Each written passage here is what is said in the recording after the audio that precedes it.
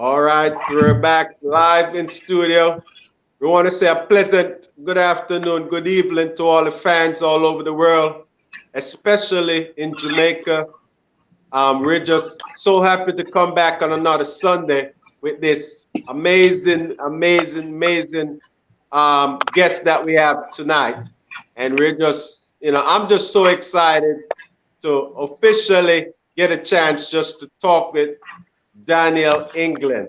So before we start the talking, I'm gonna turn it over to Ian Thomas so he could officially also welcome me, the guests. Yes, guys, another Sunday night, right here on Ian Real Talk. I just want to say we are so thankful.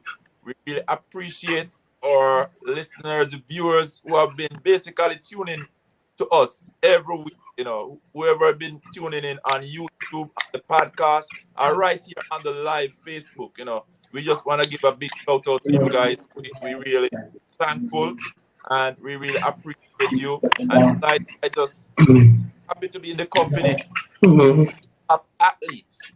So I think my mic is acting up. So I'm just gonna turn it over to Dennis Blake, who will turn it over to the man himself, Mr. Daniel Lightning England, for me. First, I want to say thanks to Ian and Ian for allowing me this opportunity to be on the program tonight. I really do appreciate this opportunity. Not only do I appreciate the fact that I'm on here now, but I think I more appreciate the fact that I am here with Daniel England.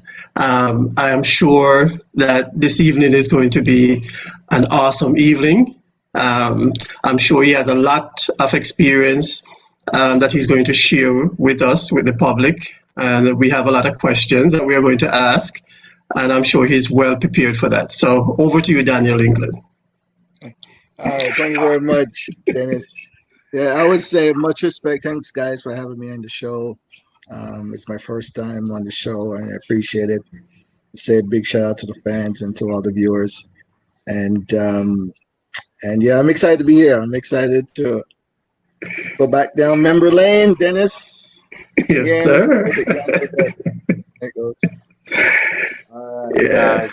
So I just said we're just so happy that I am like starstruck right now. I don't know where to start. No need, my man. No need. I'm so starstruck. But There's a bunch of athletes having a conversation. yeah. So guys, I mean, for me personally, this has been a great experience for us to have four of us on this platform, on a Sunday evening, for everyone in that sharing the time with us. We're just so happy.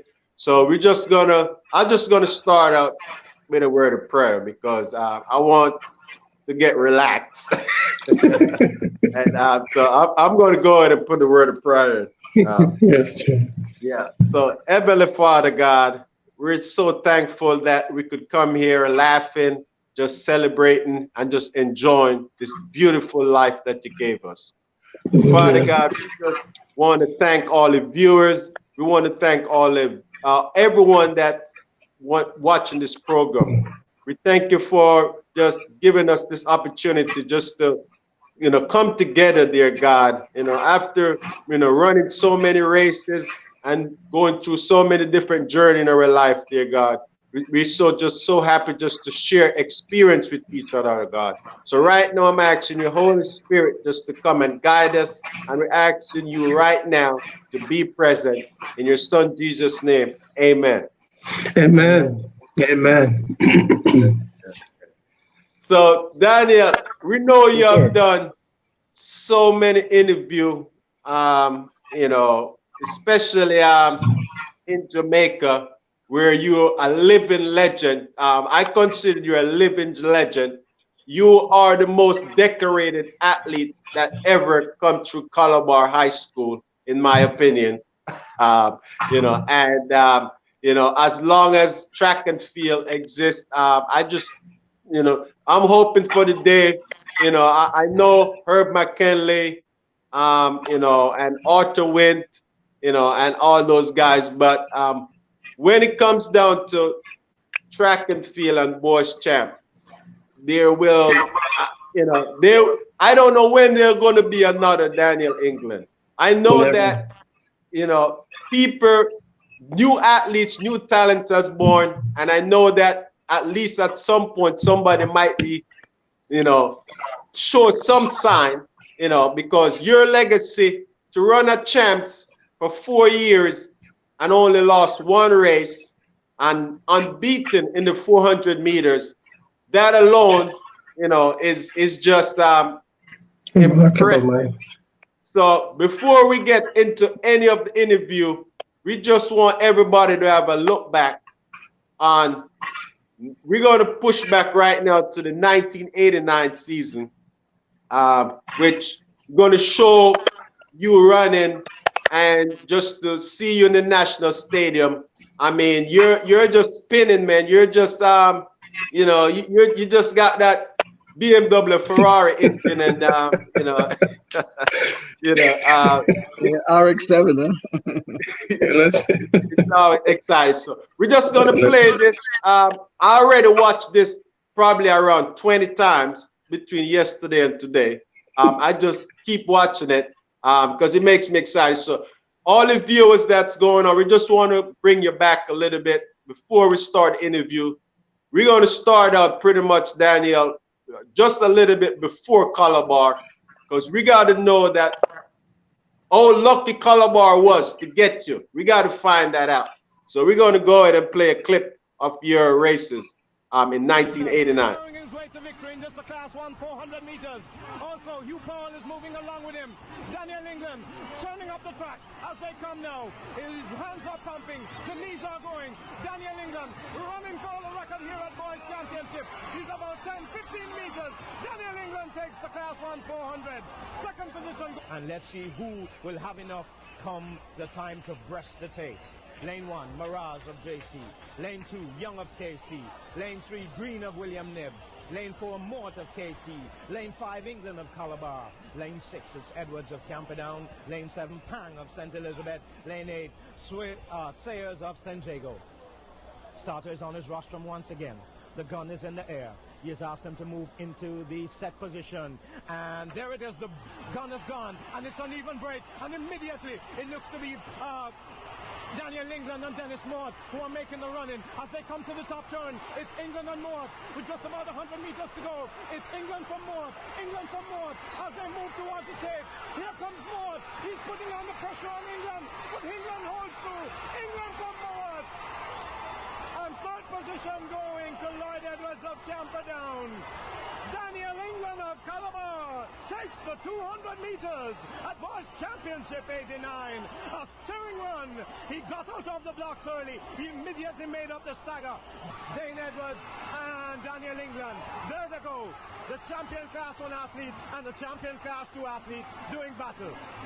Daniel England opening up some room between himself and Dane Edwards at the 300-meter mark, moving along the backstretch. It's England from Edwards, and then JC and KC along with Camperdown. But it's going to be between Calabar and San Diego. I don't think Dane Edwards will be able to hold him as they come now at 150 meters to go. It's right under the top turn, the clock tower. It is Daniel England from Dane Edwards of Calabar of San Diego. Calabar's Daniel England is going. Daniel England of Calabar is going to win this. Dane Edwards of San Diego is running to be second. Daniel England wins it for Calabar. Calabar wins the championship in fine fashion. Dane Edwards of San Diego runs a fantastic leg. Third position going to, it looks to be St. Elizabeth, with fourth position to KC. But my word, an exciting run. And what came out of that final leg was the running of really Daniel England and Dane Edwards. A class 1 athlete against a class 2 athlete, and it really was outstanding to see these two. Dane Edwards did an excellent job, but then he came up against a man who was in class 1 and a man who was in better condition than he is. And certainly Daniel England providing great performances here at Boys Championship 1989.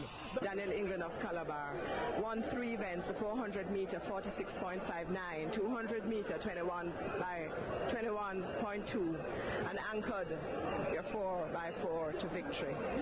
Tell me, true champion, what does it feel like? Well, it feels like a dream. Oh, yes, sir. All right. All right. All right. So, Daniel, I'm going to start out with this interview.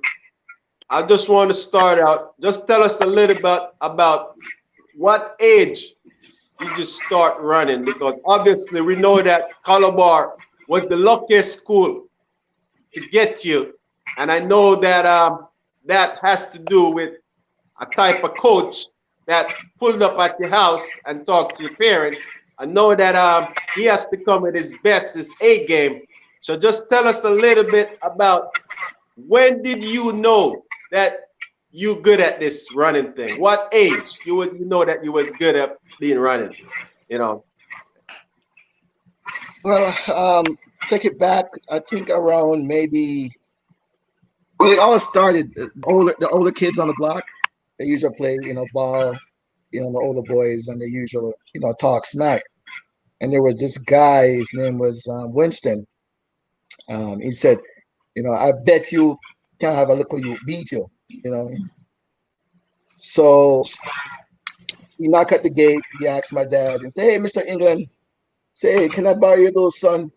I'm betting that you can beat this guy." Sam said, "Which one?" I said, "No, the tick one, man, the tick one." Because I always kind of stocky kid. So my dad called me out and said, "All right, go. Well, make sure you come back. Just run one time and come back." So I said, "All right, cool." So I went. I beat the kid. I don't know who he was. I beat him. I get to send for that race, and then ever since I've been running. Mm. That's around 8 years old. Okay. So about 8 years old, you pretty much kind of tell yourself that I'm faster than a lot of people, and I could be good at this. Now, so during that time, did you do any other sport? I mean, was track and field your first love? I mean, of course, we all play football at one point. It's just easier that way. You play through the lane or up on the road, or open field. But football was the first activity I did. And then as I get older, I started to play basketball. But Oh, that's further down. In the summer, there was a school. It's called Jabba, off Maxwell Avenue. It's an automated school, and they have summer basketball there. So we usually go up there, just to do something in the summer and play basketball. But really and truly, football was the first activity I did. okay, okay, okay. So going from 8 years old, just tell us a little about what school were you going at the time, and just tell us about any if you were doing sports, if you was running during primary school. Oh yeah. Primary school. I went to Russell Primary School. That's off Richmond Park, close by there, Maxfield Avenue. I went there, and they usually have break time recessions, and they usually play Stucky. I'm sure you guys know Stucky, but but the whole class at one point was after me the whole time, and when finally they all gang up on me, and like I was it. I was the only one that stayed back. Everybody went back in the classroom, but I was the only one stayed back and drinking just to recoup. Primary school, the whole family dominated primary school. We all ran at primary school. I dominated primary school. Then after that, then I went to Whitfield All Age for a year, and then that's when I met McKenley. Okay, okay. I'm asking one more question and then turn you over to Ian. So just tell us a little bit about your family dynamics. Tell us a little bit about your siblings. Just a little bit about you Yeah. know, um, if you was the bigger brother or in the middle, or how many brothers you have? Okay, so there was five of us. There was Lee Croft, England. He was a good 800-meter runner. There's myself. And you have Glendon, England, which is I'm sure you know Glendon. I'm Yeah. Ian. And then you have my sister, Annette England. And then you had the baby. His name was Upton England, but he was way after Daniel England. So, but there were five siblings, but we all ran. I mean, it was something religious. We had to get up 5 o'clock in the morning every morning, and we ran. That's all we did. We ran. So there was a story saying Dad wasn't a good runner, so Mm. so he was trying to instill that in us, because it was religious in our house, man. Not running, you're not eating, you're not getting any support, you're not doing. So it was very religious in our house. Good. Awesome. Okay, Daniel England. As I say, man, I'm just gonna have you as Daniel Lightning England because I've never seen, and when I say seen, I mean hearing, but actually seeing what was happening. Because I remember Champs days, people would be listening, and the very few that would watch. Because not much people, not much people have television, but all of us could hear those days when that stadium is lit from the moment Daniel England walked in. I think they have predicted the winner for 100, 200, and 400 already. Because who Yeah. were basically not the person to beat, but who's coming second. Put it that way. Mm-hmm. Too nice, yeah. As I can remember, excitement, man, just them calling that race, Daniel England. But I don't want to get that far. I won't get ahead of the game because I have two Olympian on this side. I'm gonna let them ask all questions. I don't visit the big man warfare on this side, okay? It's okay. For me, I got to go right back down to the grassroots, okay? So you would have mentioned a legend of the sports who is Herb McKenley. All right. What would have been the best advice that Herb McKenley would have given Daniel England at such a tender age to bring out such dominance in an athlete? Well, Herb is a father of everyone. I don't think I was that special. I just think I hang out more with him than everybody else. But Herb McKinley always told me, always carry yourself well, present yourself. Don't let anyone know you're tired. Don't let anyone know what you're going through. Let them guess that. But at the end of the day, Herb really taught me the mental aspect of life. This is the physical part, and that's I think is the difference between me and most athletes. I think mentally I was more advanced in growing up as a young kid. I am glad that he had basically find you at that particular time, because you basically had gotten the best coaching and you really executed during the time. So I'm just gonna turn it over to Dennis. A man that you would have run with, I would have run with you at Champ, because he's also a 400-meter man, went on to represent Jamaica. So you guys would have shared the track back then. So I'm turning it over to Right. Dennis, please. Yes, sir. I just want to add that, I had the utmost privilege to run with Daniel England. And I'm not talking about running on a 4x4 relay team. I'm talking about trying to beat him. And the key word there, the operative word there is trying. Right. One of the things that I can remember is that you have evoked a lot of memories of dominance in high school track and field in Jamaica. Your popularity in the sports could fill the national stadium. That's how popular you were. You were what Bolt is today. When I really look back at your track career in high school, but many people know the name Daniel England, which is a household name. Some know you as the high school legend.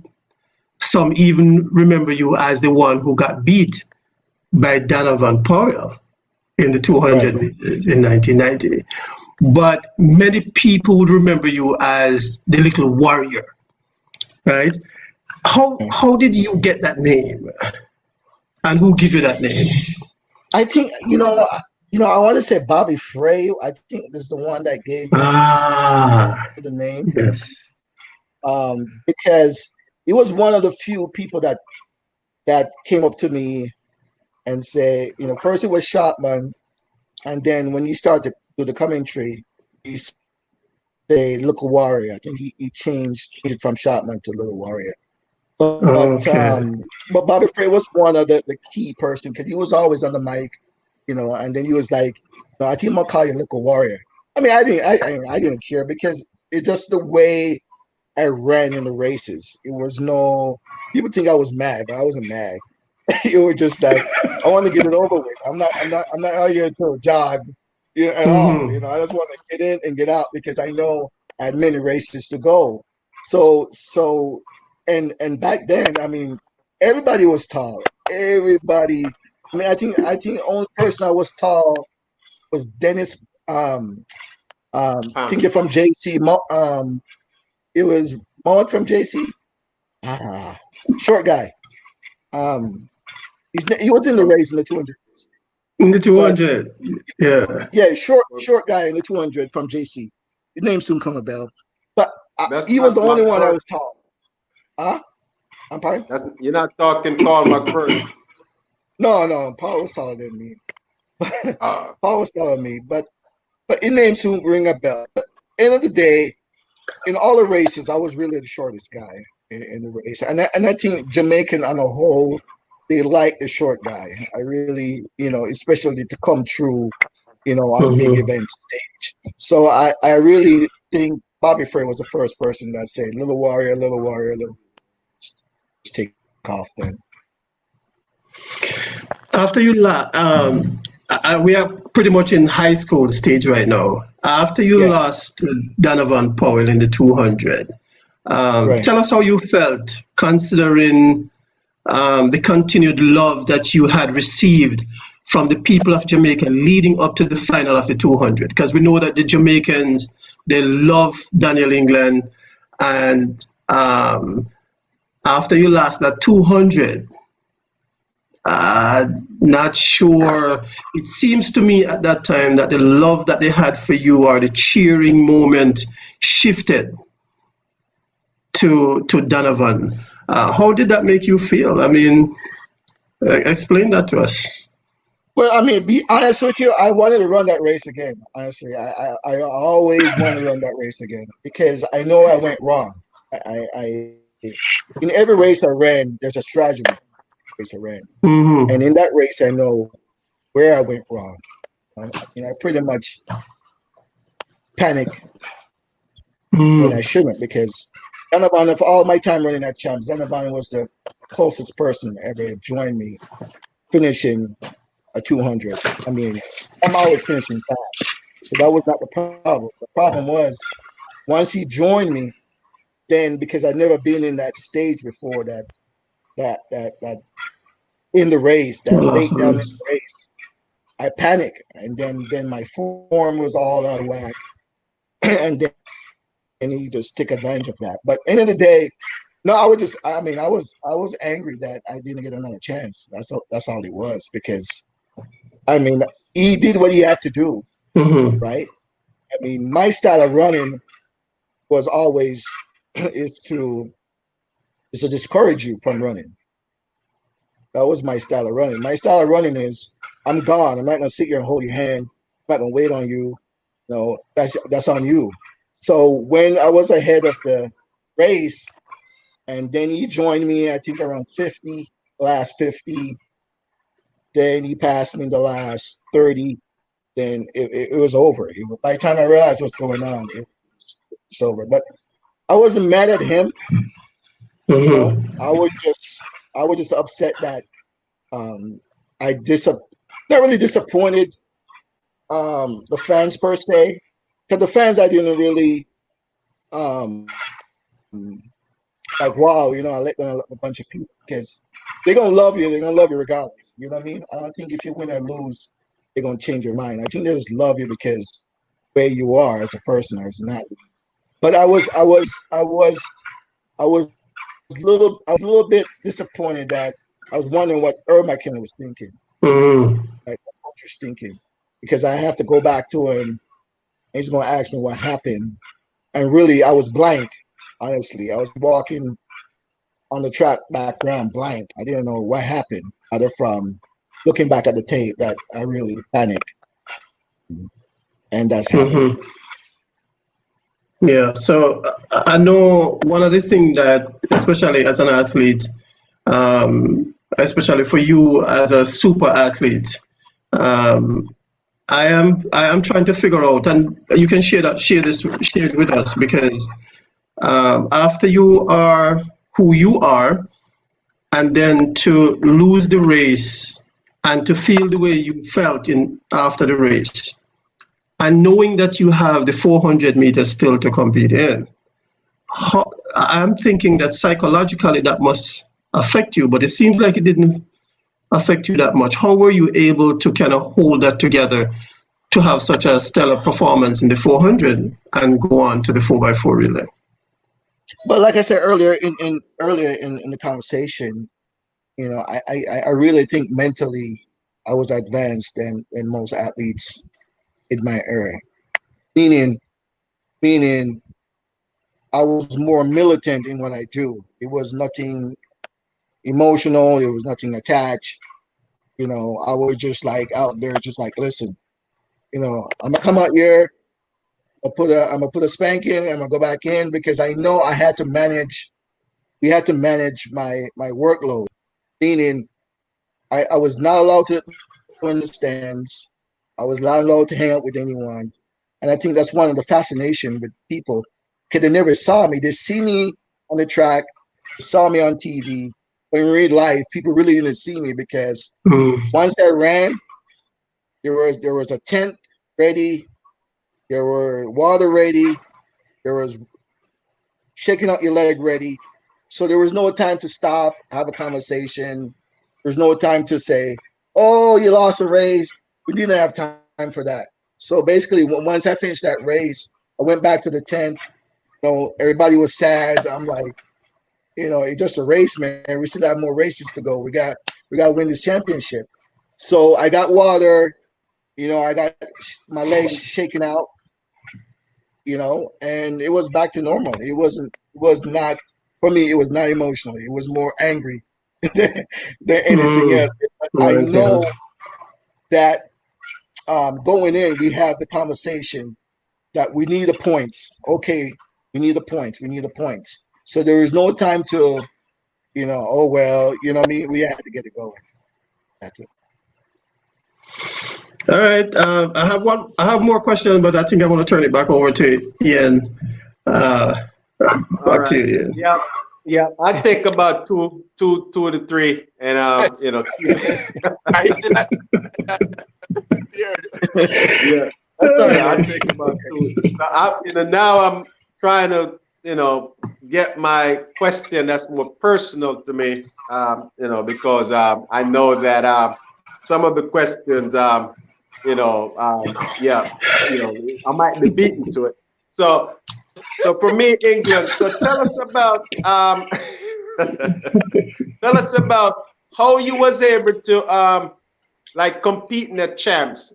How was it like when you go home with your parents? Because I know that obviously you still go home. You still was an athlete, but I know you still got to go home to your family. And I know that they have exclusively able to talk with you. Tell us about the support that you receive from your parents, like when you got to go home from your mom and dad. Well, first thing first, Champs Week, I don't go home. I stay away. So I was never home Champs Week. Okay. Where I live, there was always people knocking at the door, knocking at the gate. Once they found out who you were, they were knocking, you name it, Daniel there. So I was never home week before Champs. Secondly, like I said, my parents they were religious, man. They were religious. They come to running. Dad, like I said, all of us from Lee Croft went to Arden. He was one of the best 800-meter runner I ever seen, and he got away. He got away without a part. He decided not to pursue track and field, which you could see the heartbreak in my dad. But for me, it was so in me that it was something people see that's hard. I didn't see running hard. To see it as my way of quote unquote de-stress. You know what I mean? From leaving the house, outside the classroom. So the family side, it was totally there, morning, noon, and night. But come Champs Week, I don't go home. I think I go home Sunday night, but I don't go. I was never. Okay. Well, I totally understand that. That was a good move. Of course, with the coach that you have, you want to, he just knowing that, look, I want to make sure my athlete is protected. We're not going to, take any chance. We want to make sure you go to bed and, not too much distraction.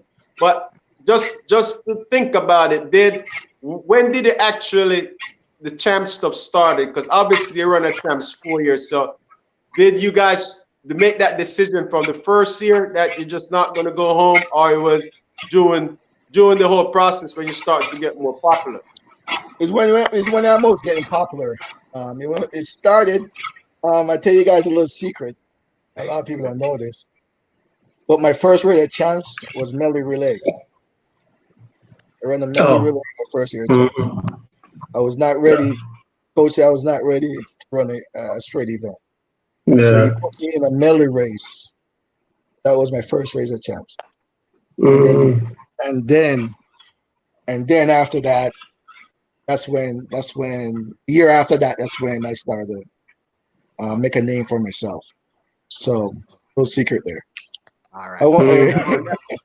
I got a very, very tough question, but easy for you.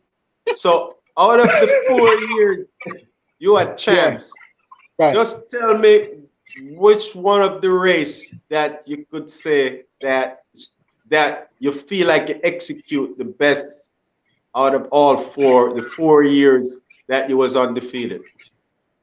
Obviously the 400 was the best event because I was undefeated in the 400.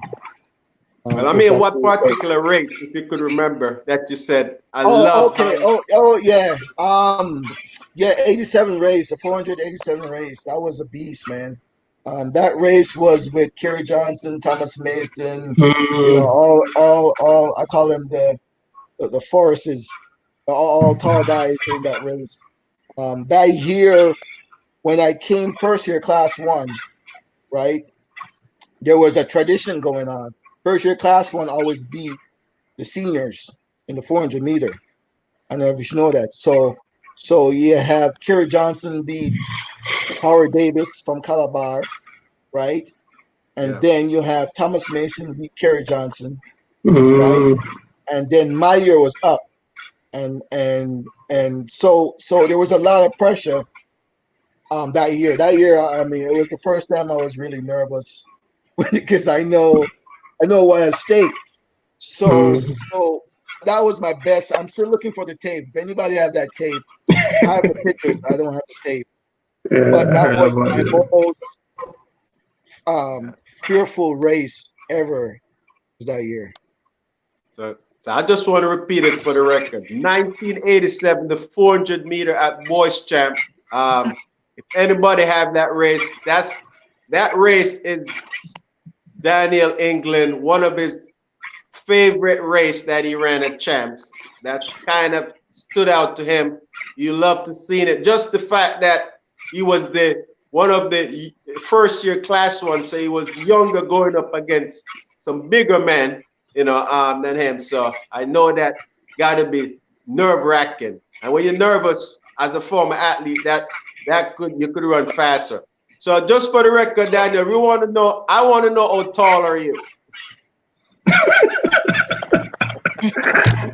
That's a hard question, man.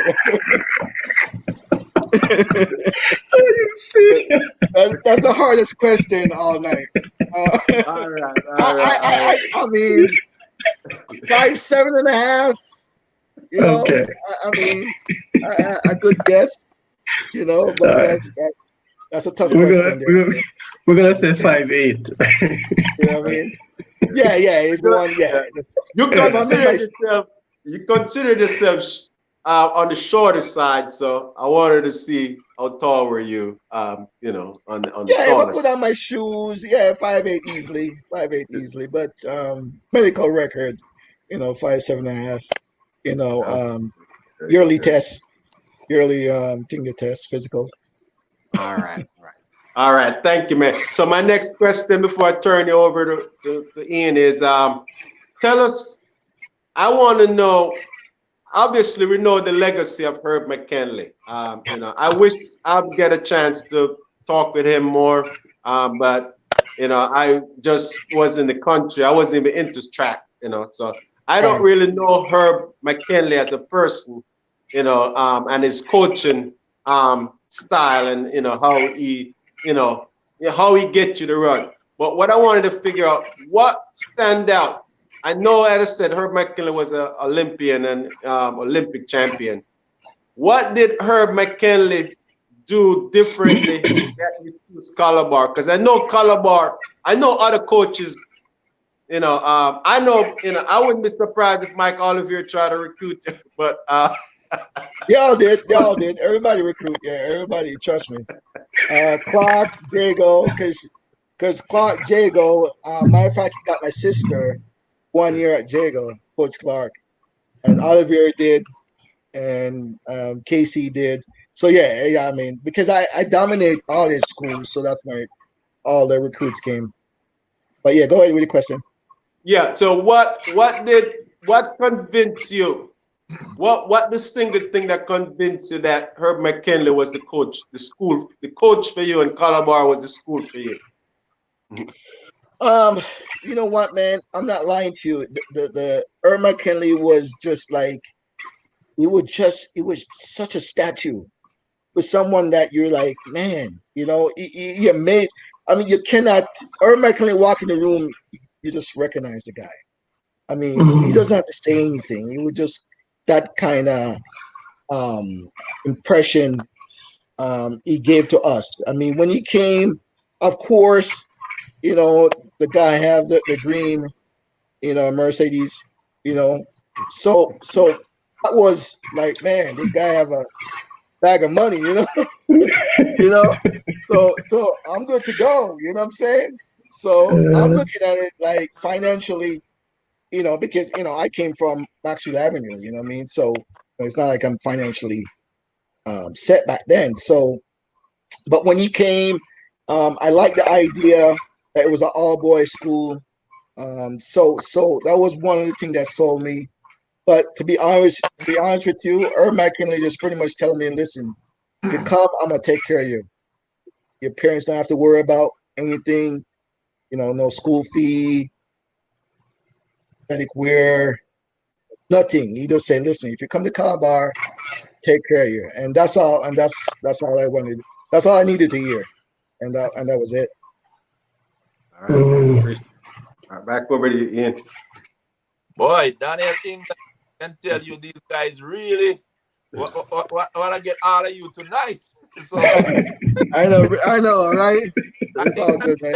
Okay, we at least get in 2 questions here, because as Ian said, you gotta be careful because your brain is thinking very hard where the next question is gonna come from. Because these guys, they got some champion question here, man. That you think about them and it's who get them across first. But anyway,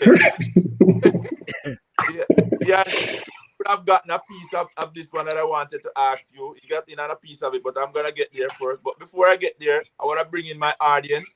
Reason being is I want to do something for the legend tonight. And the legend in yourself, Mr. Daniel England. I say, man, you grace the track there. I really love those days, boys champs, especially you mentioned Bobby Frey. When that race is called and Bobby Frey, man, with the words that he used to describe you running, I don't think no other sports journalist would be able to find those words, all of them put together, can find the word that Bobby Frey would have found to describe you running on that track. So, and with that, I want to go back now, as I said, I want to do something. So I'm going to hear something when somebody wanted, and you put out a reward.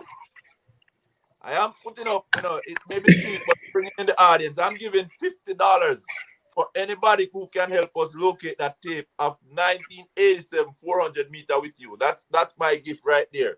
So, yeah, we're gonna try and find it. I appreciate it, my man. That's awesome.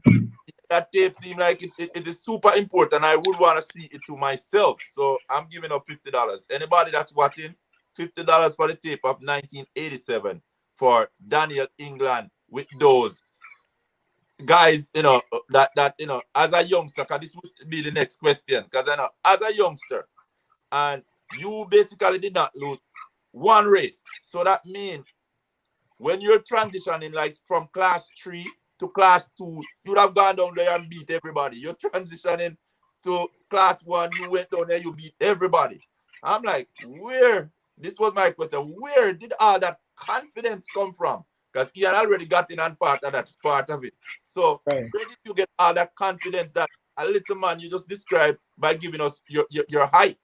You weren't a big, tall, chopping man. So trust me, nobody ain't gonna be afraid of you. They didn't know the name that you're Daniel England. You put on a little mask out there.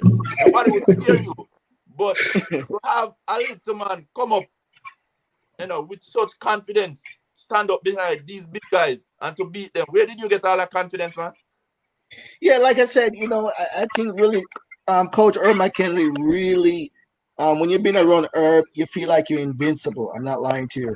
He really is demeanor is confident. The way he walks alone is straight confident. I mean, Herb McKenley never and believe it or not, Herb McKenley cries every time he gives me a speech. Cries. You know what I mean? He would give a speech before Champs Week, and he literally cried because that's how emotional he was. And I really think the fear of letting him down, that kept me going.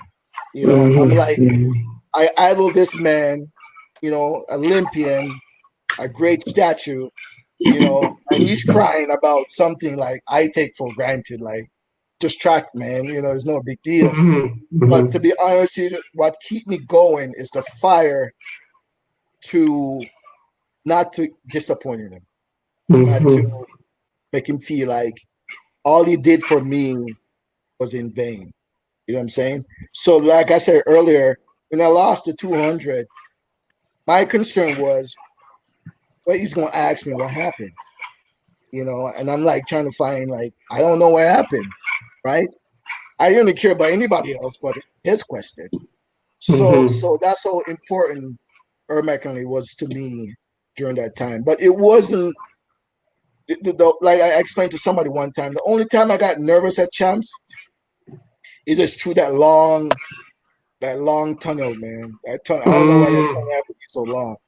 When you come from the Middle East and you're walking down, and the drums are beating, horns are, all the horns, the drums are beating, and they let us like a big Roman event, That's when I got nervous. But once I touched the track, I hit it, then everything just went blank. You know what I mean? But before, that's the only time I was nervous, just walking in that long tunnel onto the track. But definitely McKenley definitely give me all the confidence I need to run every race.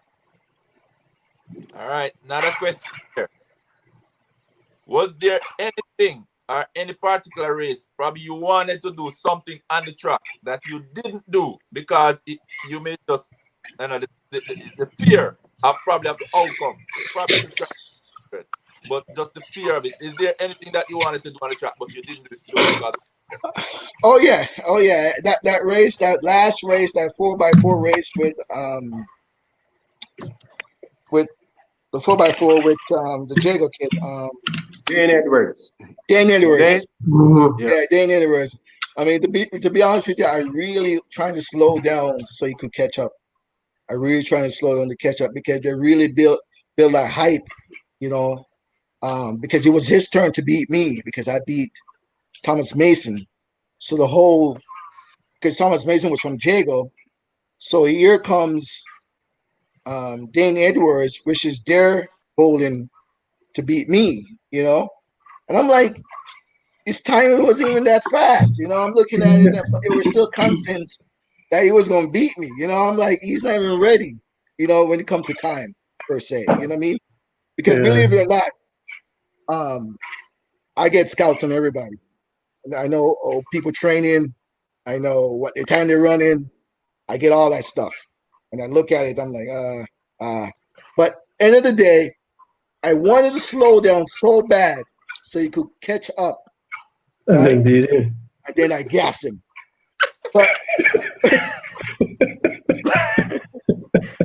but as you can see in the race, I just finished the race. At the end, I just took him out the picture because I like, you know, he was done by the time we came on the stretch.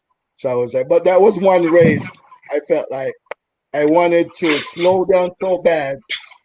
Having caught me, then I zoomed in. Man, Terrible. I did see he trying. I see he put in a little extra gear, but it was nothing there. Like, man, you had a speed. Like, I don't know what happened. So I'm gonna turn it back over to Dennis. You know, I'm happy with those two questions and I'm happy with the answers.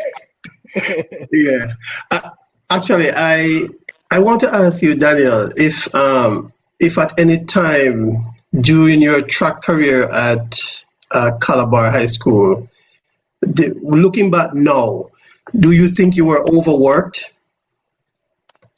I would say it's not so much overwork because we were managing the time well. We were managing everything well.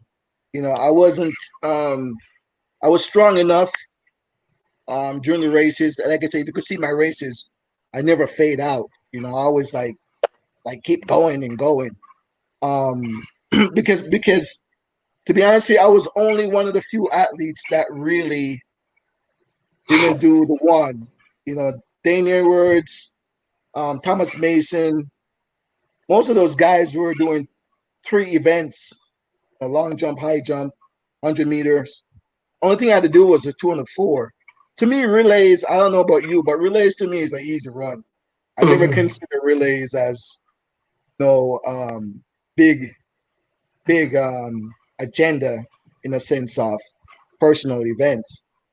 But the 2-4, no man, I was built for the 2-4, man. I mean, I would be bored if I didn't run. If I just run one race, I think I would. I got too much energy at the time. I don't think running just the 4 alone would satisfy me as an athlete. So and that led me to a question that I never even thought about, but it is very popular for coaches, and I'm sure a lot of coaches in Jamaica have that. I don't know. Well, it would look to be a kind of a stigma that short athletes, the shorter you are, the shorter the events that you are likely to do well at. Now you have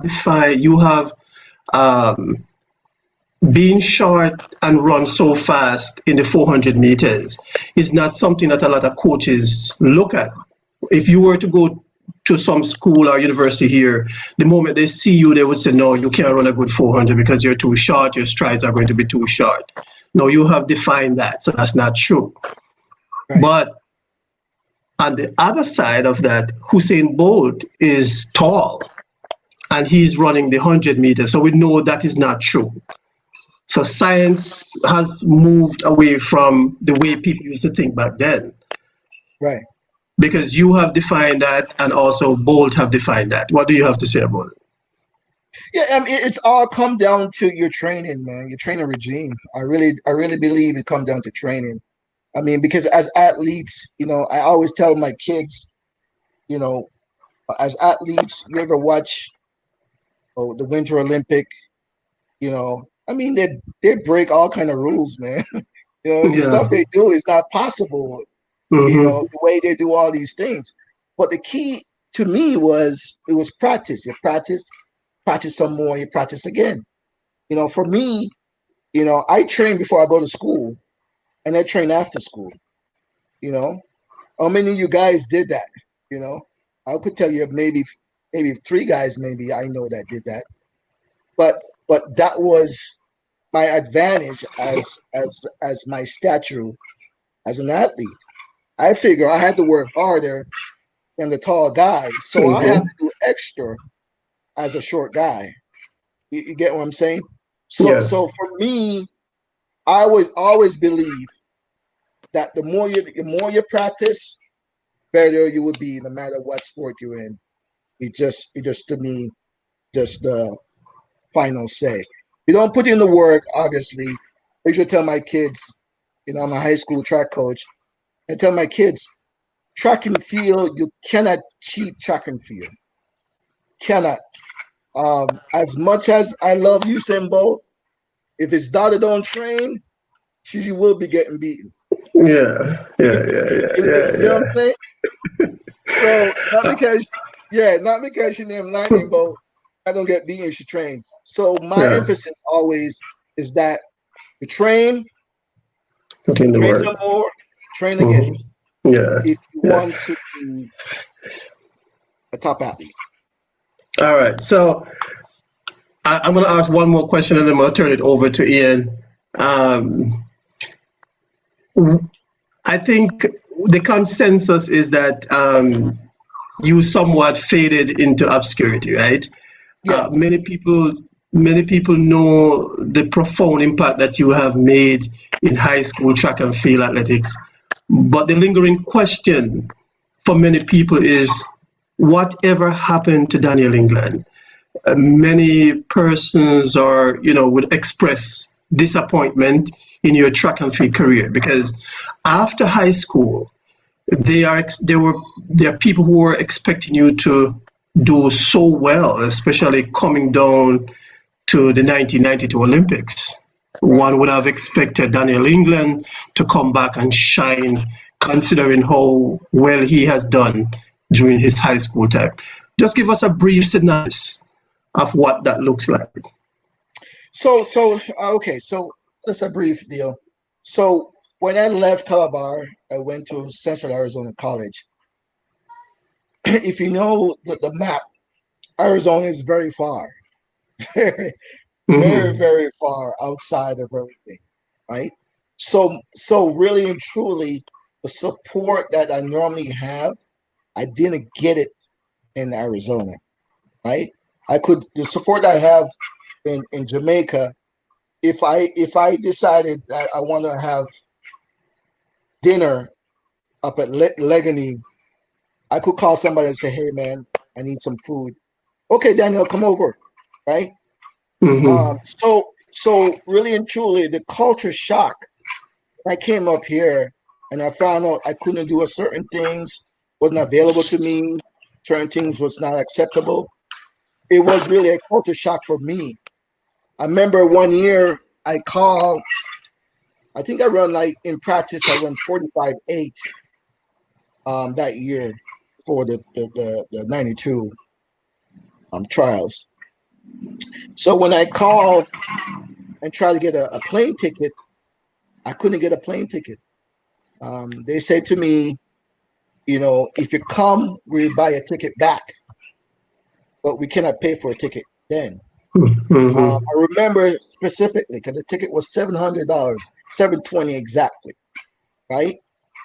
And I call around and call around.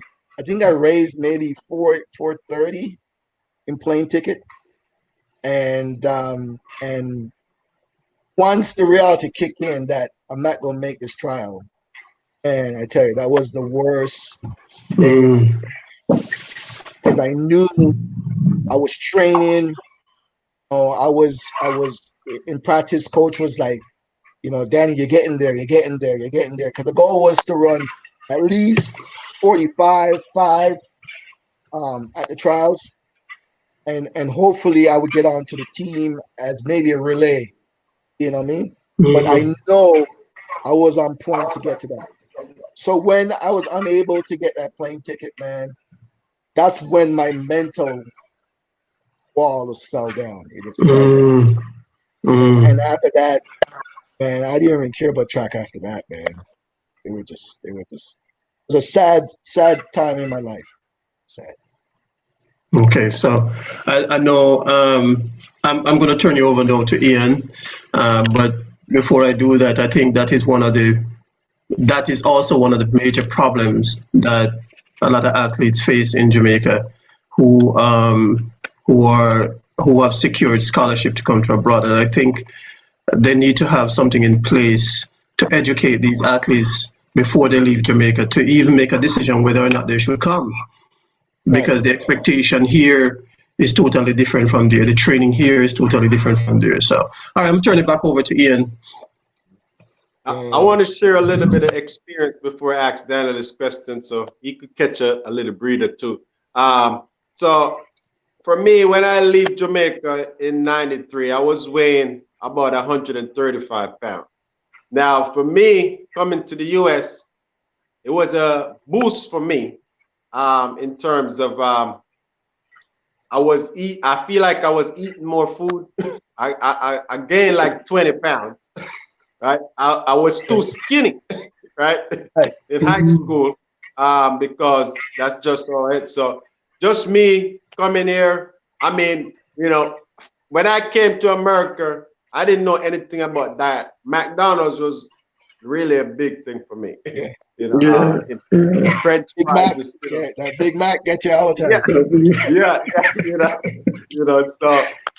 So for me, I always try to figure out. I leave Jamaica running 51.1, and then in 1 year I'm running 49.7, and I didn't do anything different. I just train, and I just go to track meet, and I run, and I see the time change. I mean, I was shocked myself. I was hoping that I could run about 50.5.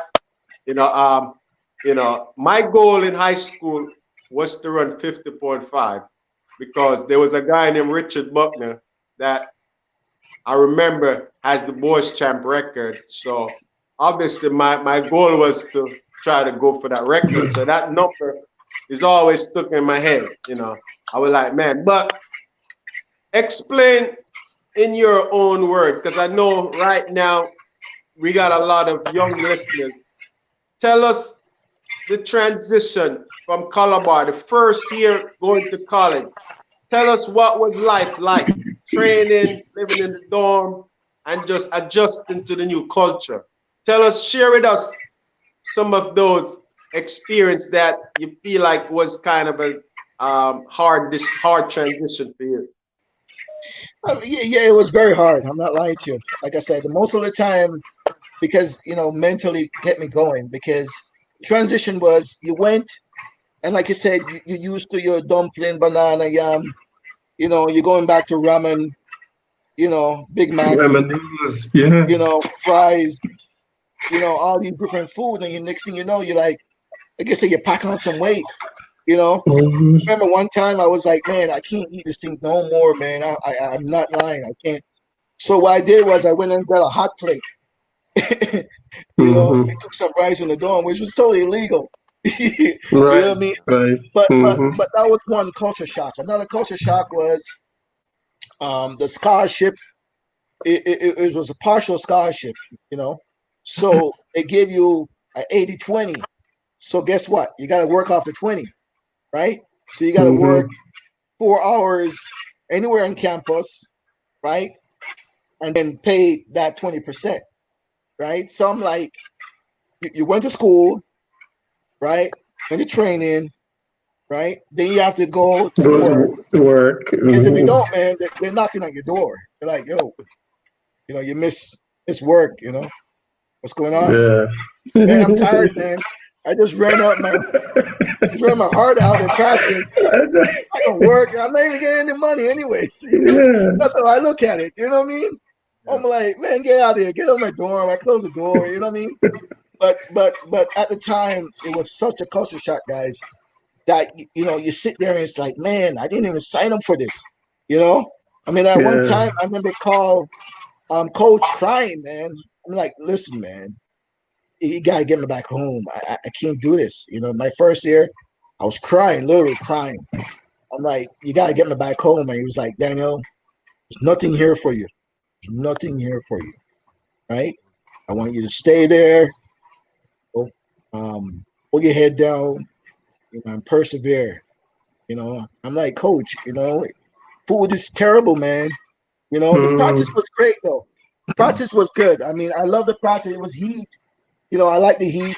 So the practice part was good. I give it all in my practice. But once you're done outside of that, man, it was just like, I didn't sign up for this, So it was an eye opener, eye shocker. So that's why I'm on the crusade right now, doing what I do right now. Yeah, are we going to talk about that soon?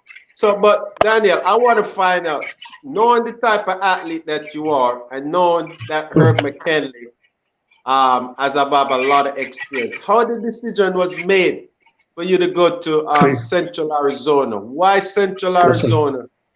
Central Arizona was one of the few schools that taken a lot of Olympians. Richard Butner, Howard Davis, Mark Cena, Andrew. Most Olympian came to that school. So it was the best school in transition from high school to college for most athletes. So if you go to Central, there's a possibility you're making the team, period. That's how dominate. I mean, it was a junior college, but universities couldn't beat us in 4x1, 4x4. We just dominate the whole West Coast when it comes to track at Central Arizona College. So it was a better fit for me because, like I said, you have a lot of Calabar guys there. You got a lot of people from Stets. Got a lot of people from all over KC. You have a lot of people went there, and they did. Most of them did went ahead and make the Olympic team. Yeah, so pretty much there was some history at Arizona before you got there. So, way before me. Way before me. Like I said, Mark Senior came from there. You guys know Mark Senior, Dennis. Yeah. Richard Butner, Jabba, came from there. Owens, Howard Davis, he came from there. So it was a good feeder tree for Jamaican athletes. And the coach, he loved Jamaicans, man. He really loved Jamaicans. And that's one thing I would not put a negative on. Coach do love Jamaican athletes because he know that we produce when it comes to the track. Yeah. Well, I'm going to go ahead and we're going to show this little video. And before we move on, because we're going to keep it going, we're going to show this video of your foundation, of what you're doing. We're talking about college right now, so I just think it'll be good to share this video of a workshop that you did in Jamaica, just educating, giving back to some of the students at Calabar and other schools, in the corporate area. And I know that the plan is to expand this thing all over Jamaica. So we're looking forward. So we're gonna play this video that was broadcast in Jamaica on Jamaican TV.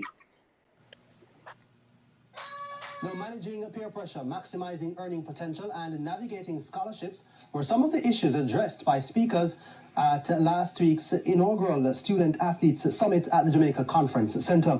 As we hear in this report from Karen Madden, the summit, which is the brainchild of the Daniel England Foundation, attracted scores of young athletes.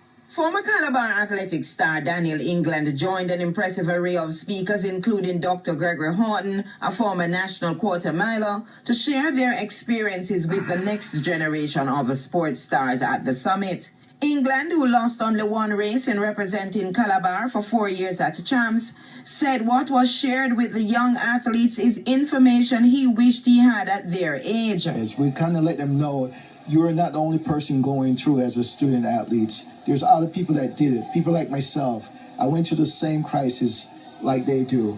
So we are here to share our experience and to let them know they're not alone and they can do it. Whatever you set your mind to, you can do it. As long as you have the strong determination, a good attitude in everything you do, and seize the opportunity. Some of the students shared the benefits of the seminar. This seminar is one of many success.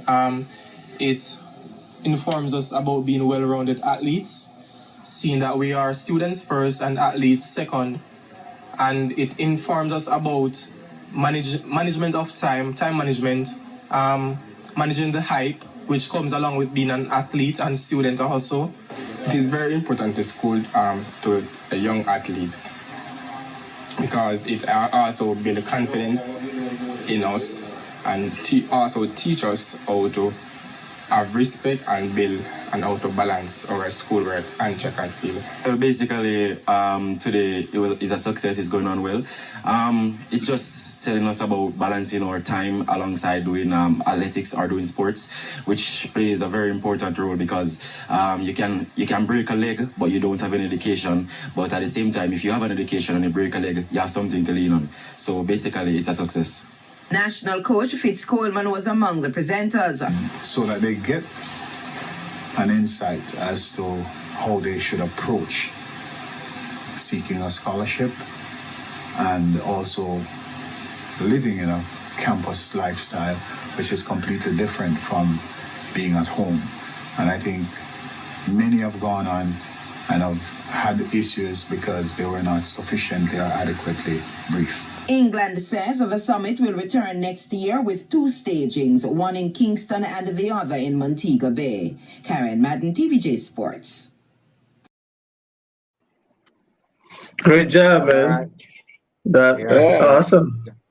Great. Thanks. So we're going to roll along on that same content based on, we know we're talking about the transition from going from high school to colleges and coming abroad and just the things.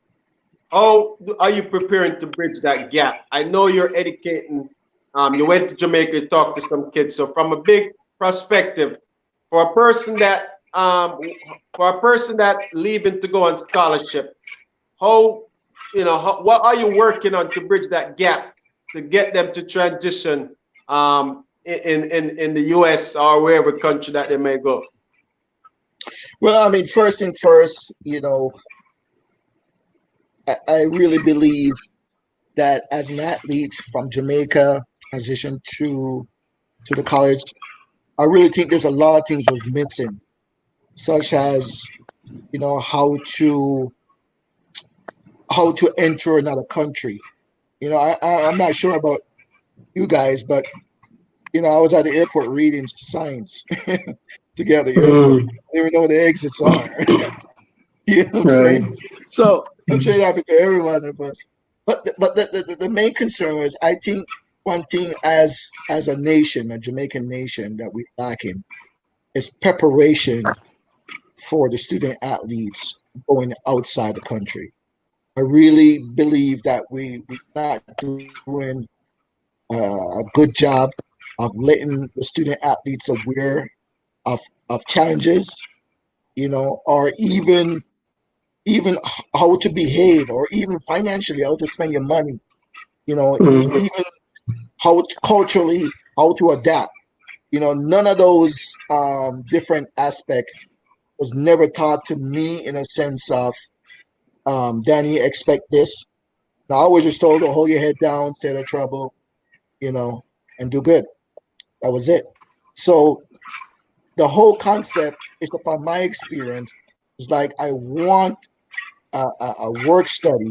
I want a clinic for all students to go through financially, socially, mentally, to go through.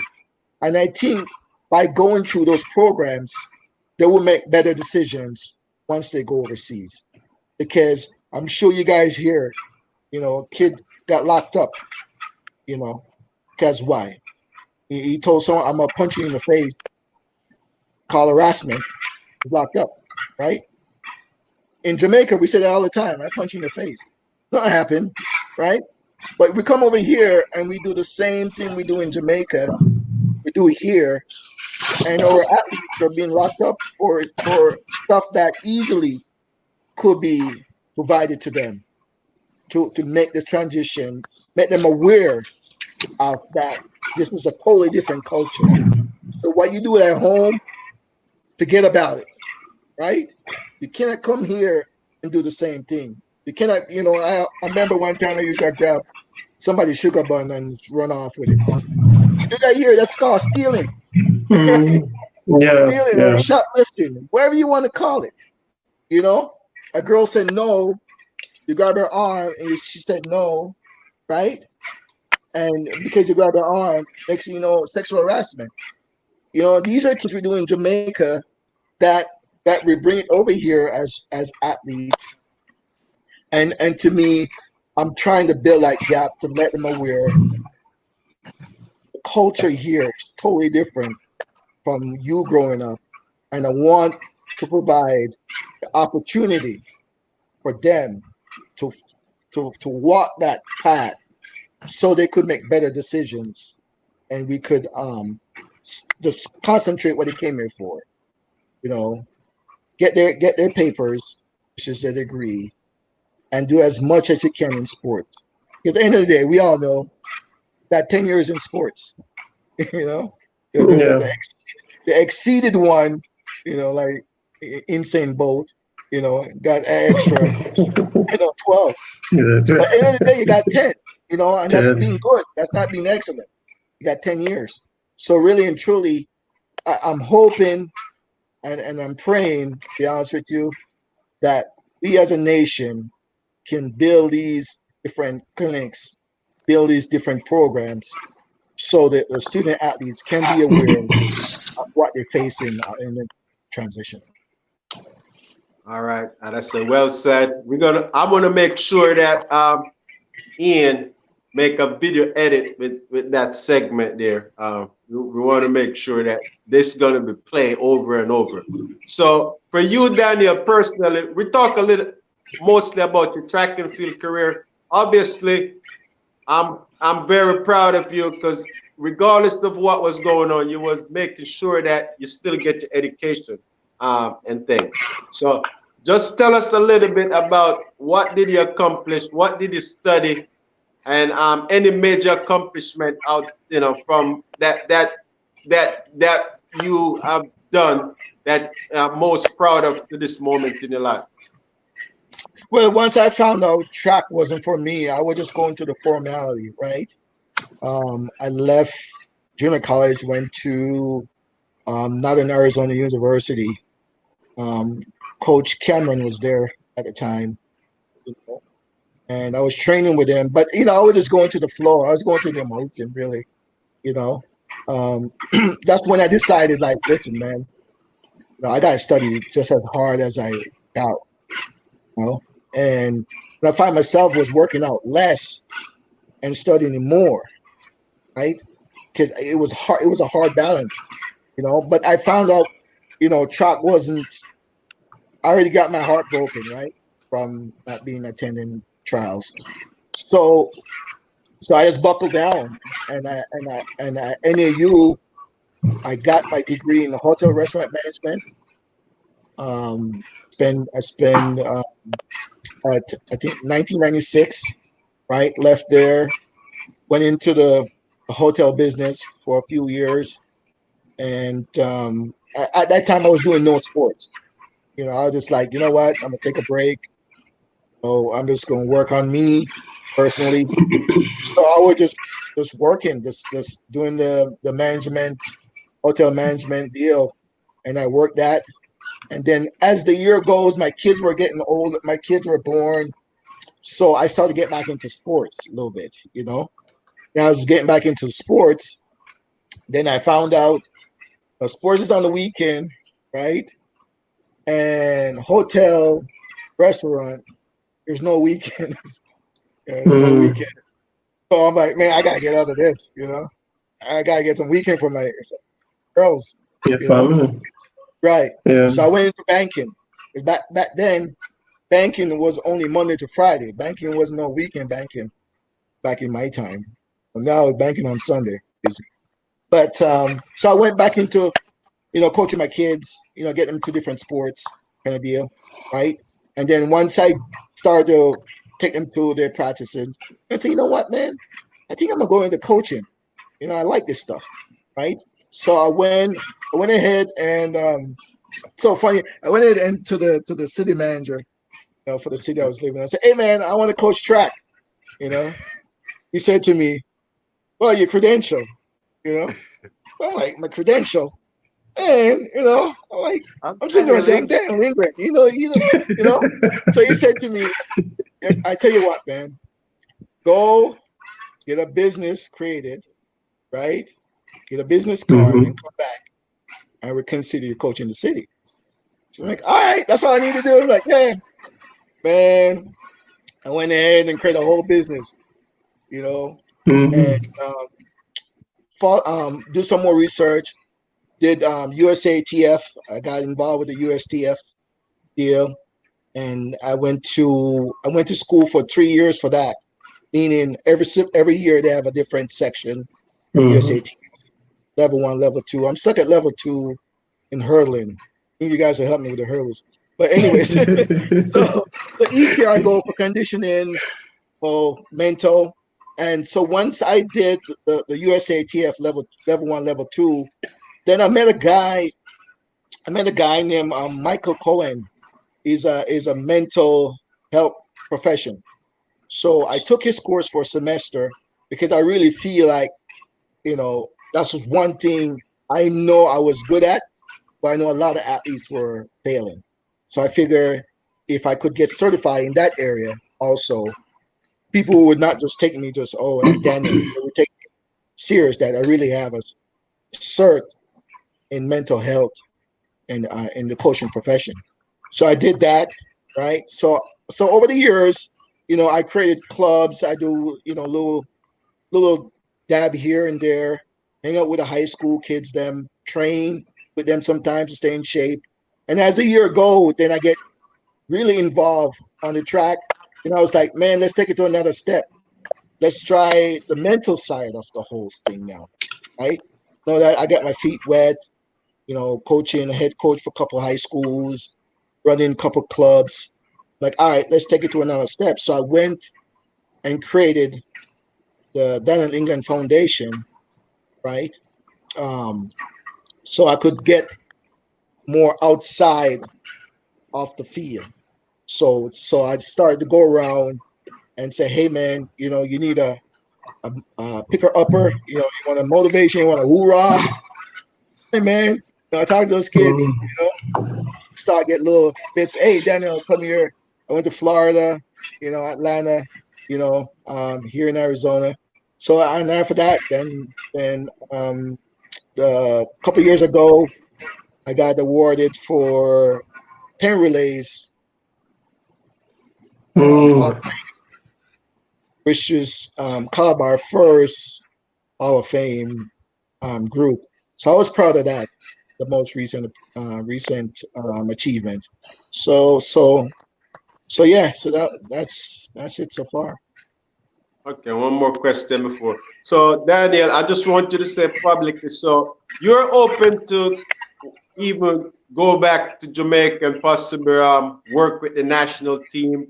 You're a certified coach. Have you ever been contacted or anybody ever reach out to you from the Jamaica Track and Field Association about being a part of any of the shared experience as a coach? I wish, man. I wish, but the work continues, my man. I wish, sometimes I do, but I know. I mean, I know how long you've been in Jamaica. Maybe Dennis could maybe say this. It's a very nowadays a very tight knit. It is. It Very is. tight. You know what I mean? So for persons like myself, it sometimes can be very I don't know, man, because my love is for the kids, man. So all I can say is I'm doing the work, right? When that opportunity, that door's open, I want to say I'm ready to go, but definitely my heart is right here, man. That's my Yeah. heart. Yes, sir. So if I could do whatever I can to get in, I'm all for it. My kids are all grown. My kids, is at KU in a lab coat. They're all grown. You call the kids nowadays, they spend 1 minute with you. All right, Dad, I'm good. All right, bye. You know what I mean? Mm. So there's nothing really hold me back here other from the love of my girls, but of my kids. And so right now, I personally want to say that you can be an asset to the federation. We have a junior program and we have a senior program, and there is a lot of with you being Daniel England and for what you have done. Now should be this time where we got to try to we got to try to say, look, we could use you to inspire a lot of kids, and we could motivate kids. We could, even if it's not, and even if it's on a national team basis, I see you as an asset. So I'm hoping that this will someone would watch this video at some point and let them know that look, that you'll be interested in any opportunity you consider it, because I believe that your asset. I know that, yeah, obviously we know that there's a lot more work to be done with you. We know that even though it was a little detour, we believe that you could contribute a lot more to track and field. So I personally just want to say that, just continue doing what you're doing, and it's just a matter of time, before something happens. Either from a private, even if it doesn't happen, from a private standpoint or a personal standpoint, I know that the determination that you have and the drive as an athlete, just carrying that over, that going to take you to many places, man. So that's what I have to say for that. Over to you, Ian. Yeah, much respect, Ian. Get me in, Ian. Get me in. Yeah. Yeah, I'll get to you, man. Work with these big guns, man.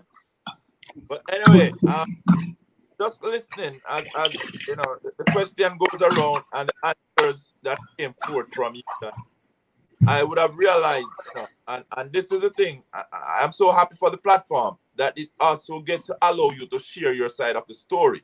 Because somebody may have looked, and as Dennis would have said, we're looking to see what would happen to Daniel. I would be one of such person would like, man, Daniel in high school, this guy dominated the entire Jamaica track and field, whether it be weekend you're going from Kingston to Westmoreland, wherever the races are, you'll be dominating races right across into camps. But then after high school, it's like little do we hear of Daniel England. But now you have been sharing, and not just you alone, but since we have started this program, the other week we had one coach on here, Vadney Brown, a very good coach out of Jamaica, and he was sharing similar things that you're saying here. And as you speak things, he was sharing about that scholarship, like a 70-30 they pay 70, the footballer would have to find 30. You were saying they pay 80, it still have 20% still remaining that the athlete themselves have to foot this. And what people don't realize, it brings so much challenge. The thing is, you're coming into America, it's not just the culture, but you're coming in now as an athlete. You're working the book work to stay in college, to make a scholarship. Now you have to work physically to cover that 20%.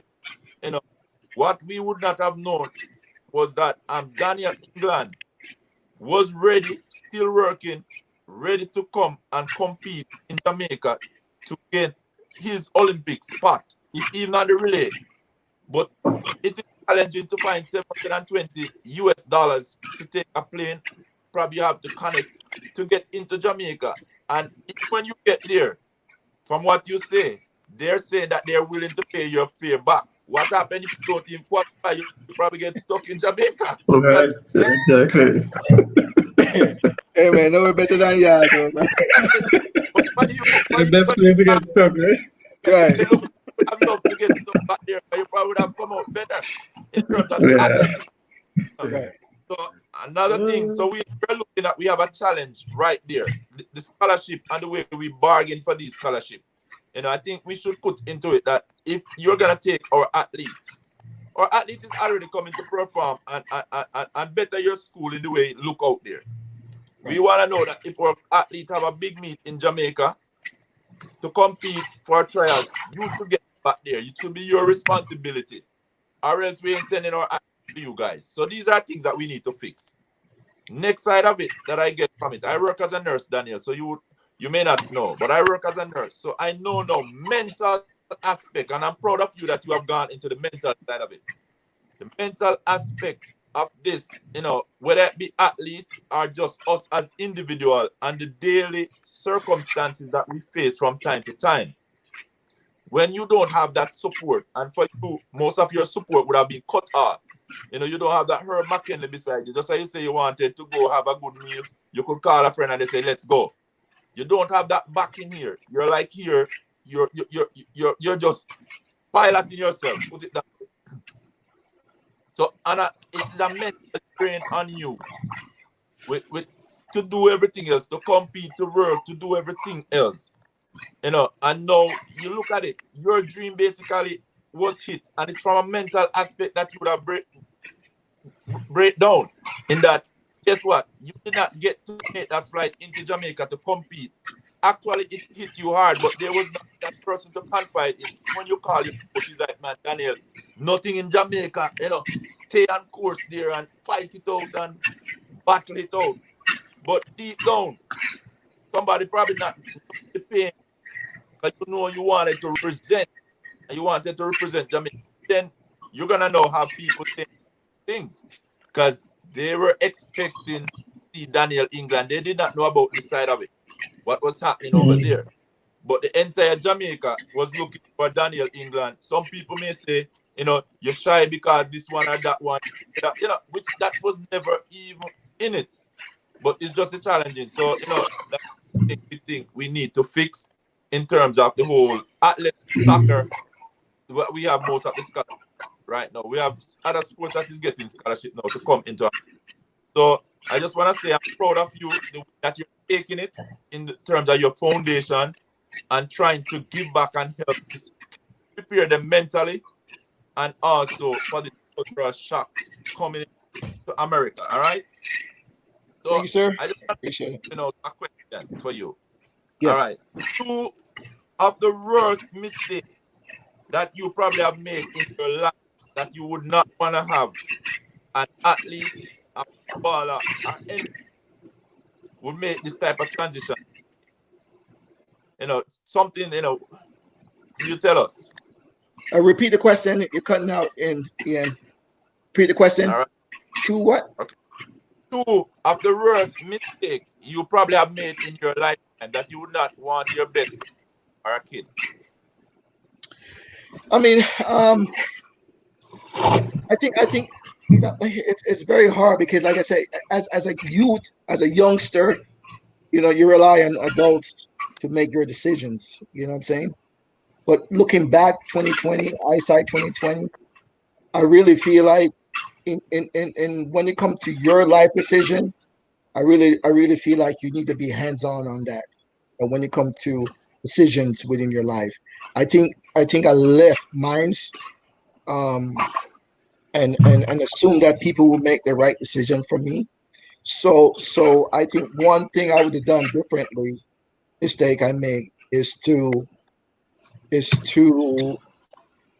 go through the transition and read the documents, ask more questions, saying because as we only look at the bottom line, as youngsters, you get a scholarship, yay, you get your visa, yay, right?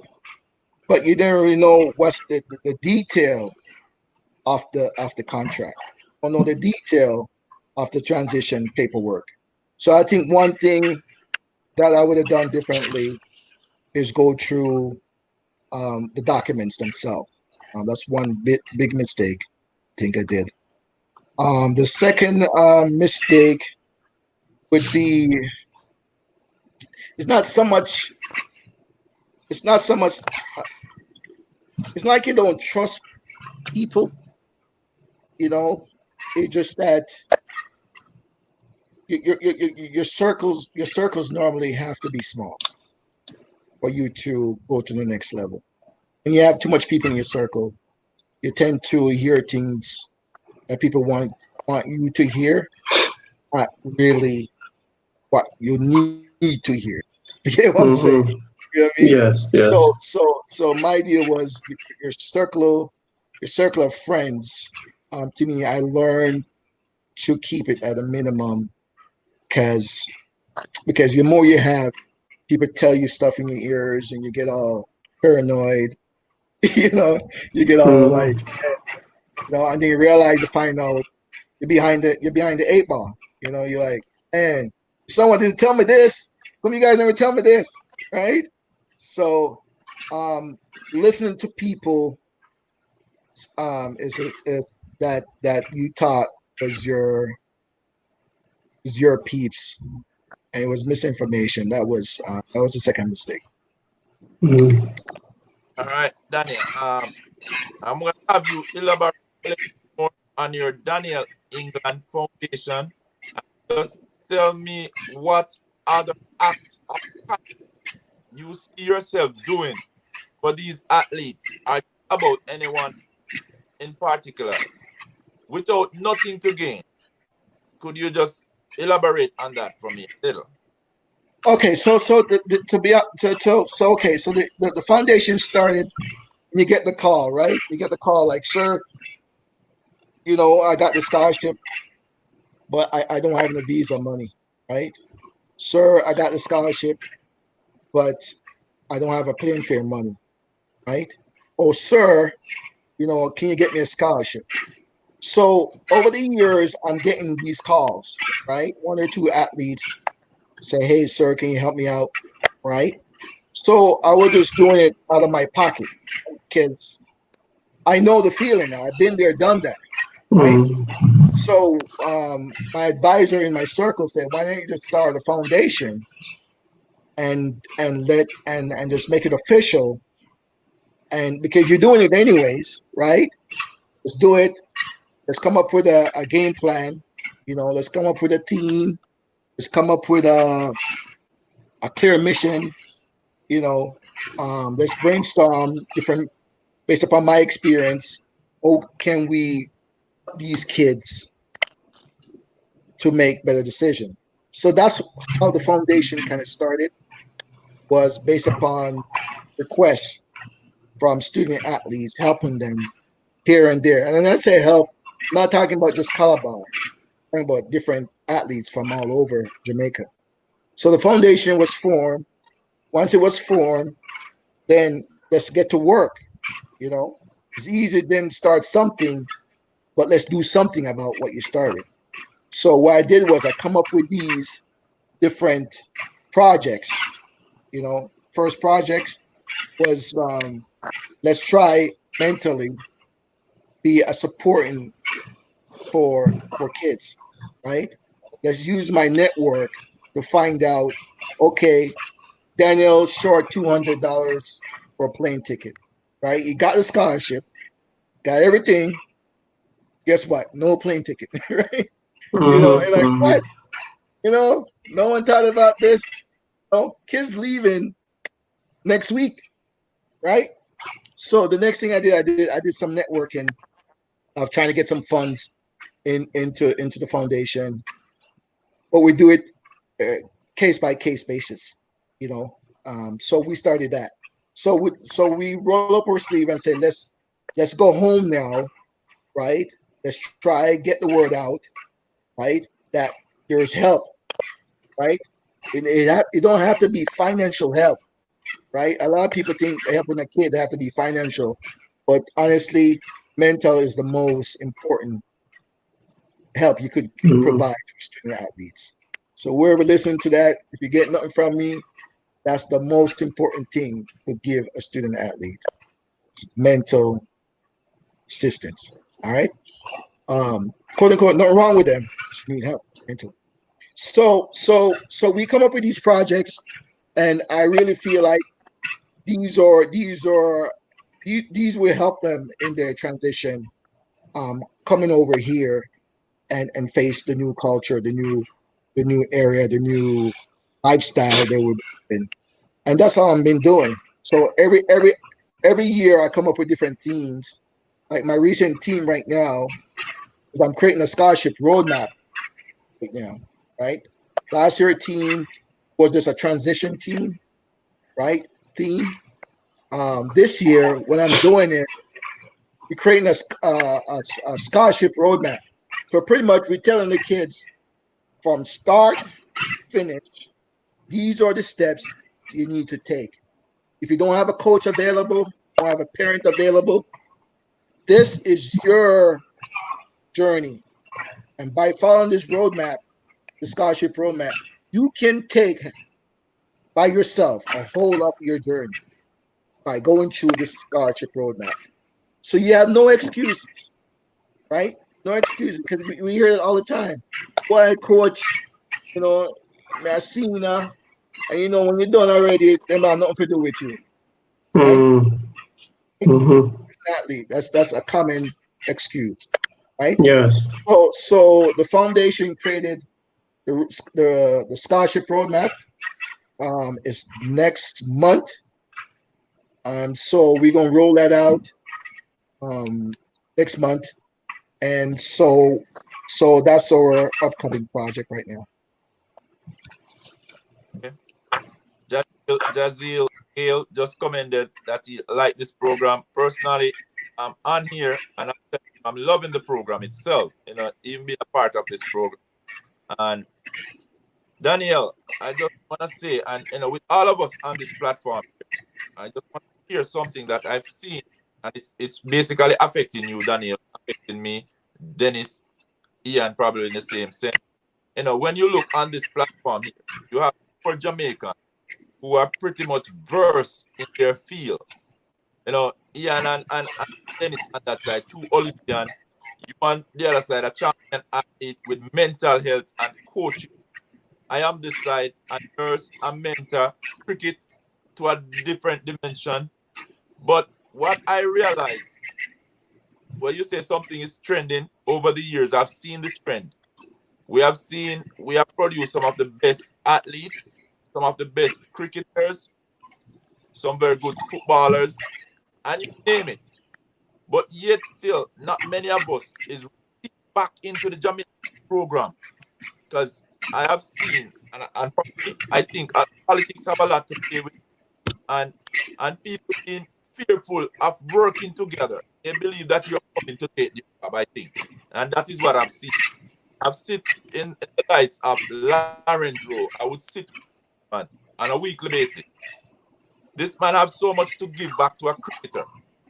But yet still, he's not in the Jamaican program. I've had a current coach with cricket, have a level 4 certification, play for the West Indies, went back to Jamaica to help out his heart to help them with the cricket program for the. He would start just because a top coach is out, But as soon as the top coach come back after with one of the team, he take over. They don't contact him or anything again. But the first one I help from his heart, and I think just our mindset is that we just believe that everybody's like it's a rat race. So who's the head of this or who's the head of that? And we're really losing a lot of mentors that could actually help to elevate whatever program we have there in the country. But yes, you realize a lot of us, we have to be trying things on our own to do things. Dennis would have to be trying things on his own over there. You're trying things on your own here. I'm doing things on my own. Ian is we do try to partner, but we realize it does not work the way we want it to work. How can we really? It's a big question for me. I mean, the question is, how can we come together as a group? Yeah, the pool that we have here, how can Jamaica receive us? Because you would be good for the program, but yet still nobody contact you. Yeah, I mean, I mean, we all know it's a culture thing. We all know that. We all know.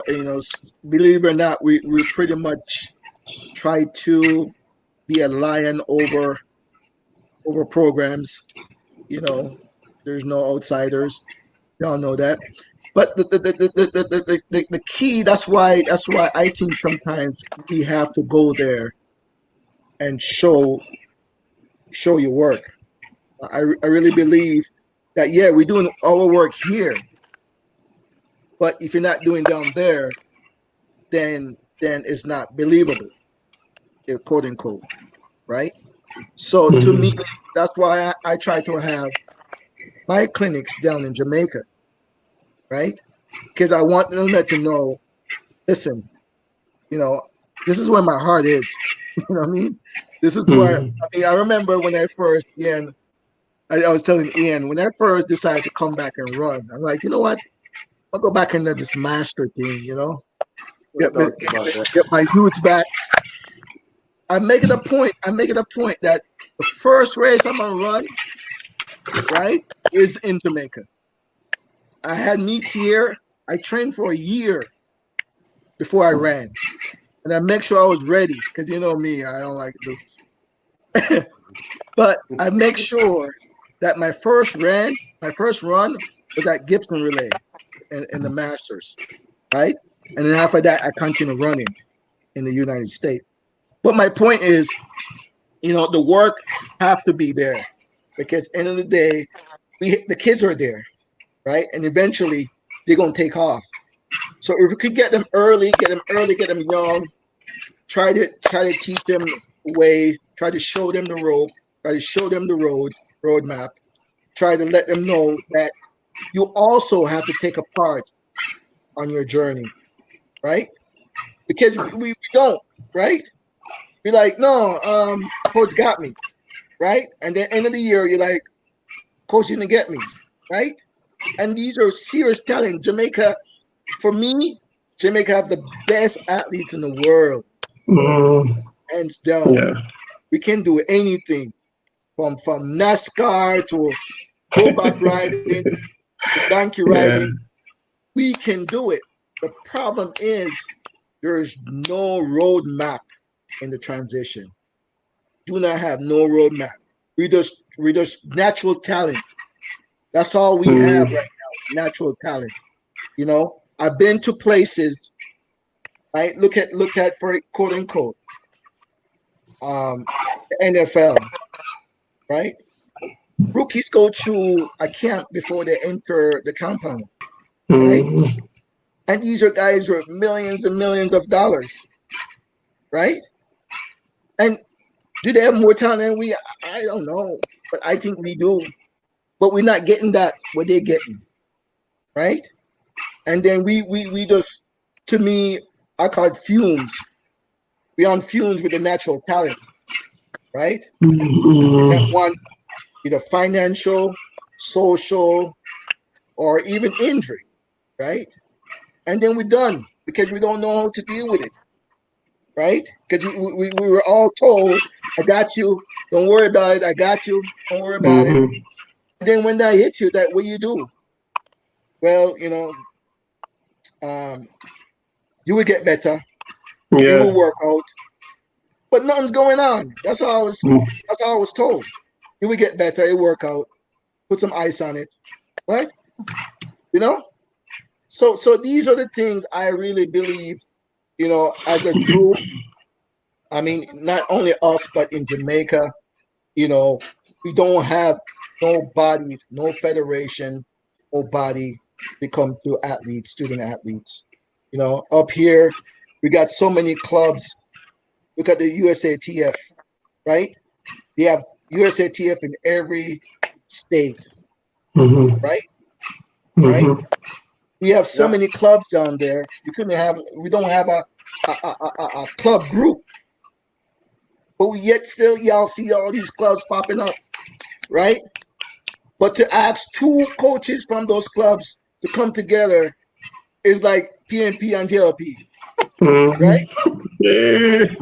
But yet still the audience still the same, right? The audience still the same. There's nothing changed. But just come together and say, hey, man, right?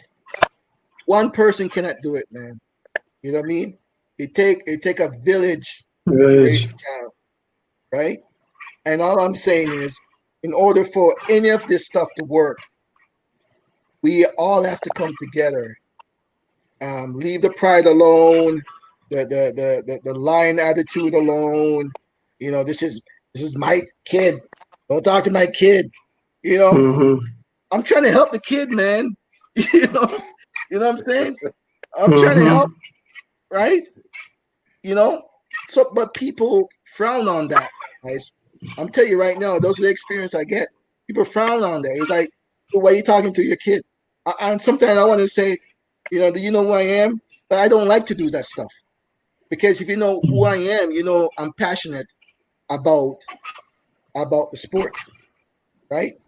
I'm very passionate about sport. So long story short, I really believe the workshops can be done there.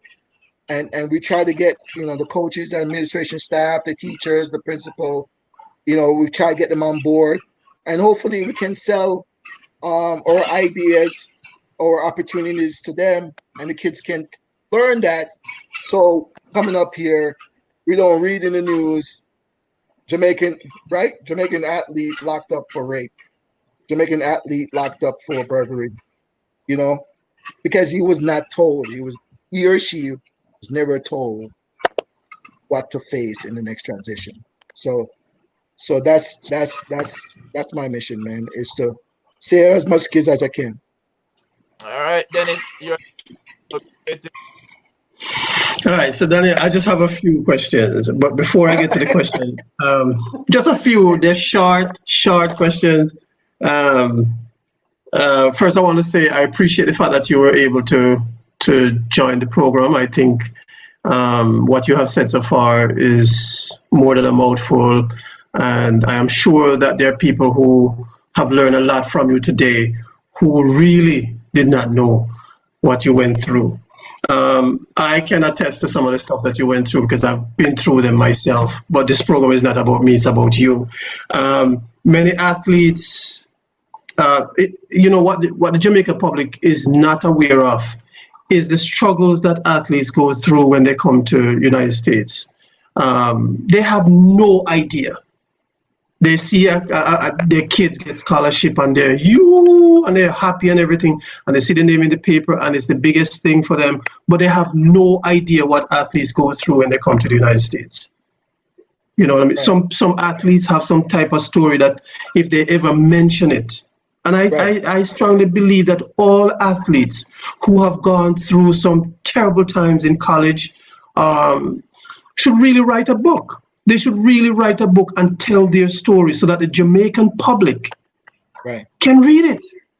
Right. They can read it and get a broader view of what athletes really go through. All right. So,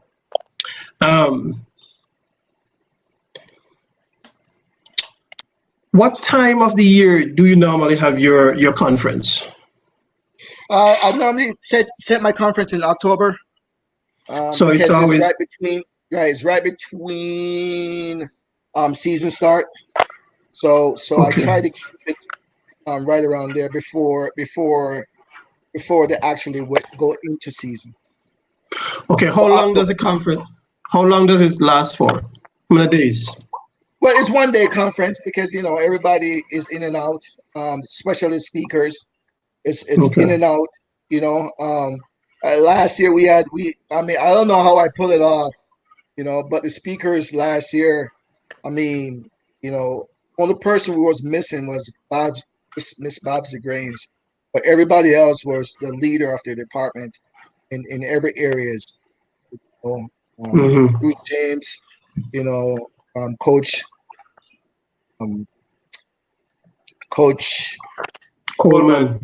Coleman, Mm-hmm. um, And I saw that you had Gregory Horton there as well. yeah, Gregor Harton, Mm-hmm. a lot of speakers. We had a lot of speakers, and to be honest with So you, they come and go. They make their speech and they go. yeah, but you also mentioned that I guess the long-term vision down the road is to have it in both places, in Kingston Yes, and and Montego Bay. Montego Bay. Is that going to Right. be just 1 day, or is it going to be more than 1 days? So yeah, it's gonna be one. It's gonna be each city gonna be 1 day. So it's gonna be 2 days total Two between. days. Okay, Right, good. right, right. It's gonna be, Hmm. yeah, because I really feel that it's not just a Kingston issue.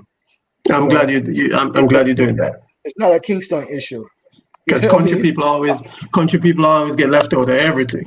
Exactly, But exactly. So but I like I said, I'm an advocate for all student athletes, man. Because I know. and how can someone contact you? I don't know if Ian had that on his list to ask you, but if somebody want to contact you in regards to the conference, how will they be able to contact you? Do you have a website? Yeah, man, that's easy, man. There's Daniel England. Everybody, everybody have my number, man. You have my number, man. Well, for me it's okay. For me, but what about the wider public? The wider public. When I'm on Facebook, I'm on Instagram. I put some numbers up there on Facebook, Instagram. I'm Okay. also on. There's no. Who else am I? I'm on Twitter, but I don't use that too much. You know, but it's not hard to find Daniel It's not England. hard to find you. All right. Because Okay. I try to be a public figure in a sense of Mhm. being available. You know, but for one to reach me, Facebook, Instagram, um, just you guys, you call the show. Hey, Call the Ian, show. Ian, Yes. you know, Yes. I want to talk to All right. Daniel. Help him out. All right. So that would be my last question for you. I wanted to ask you. I might as well just throw it in there. Yeah, In all the athletes that you're coaching, do yeah. you see any prospective Olympian athlete um, in your program? No, my kids are brats, man. You know, it's brats. They really want to walk off the track. Mom's at the gate trying to pick them up. You know what I mean?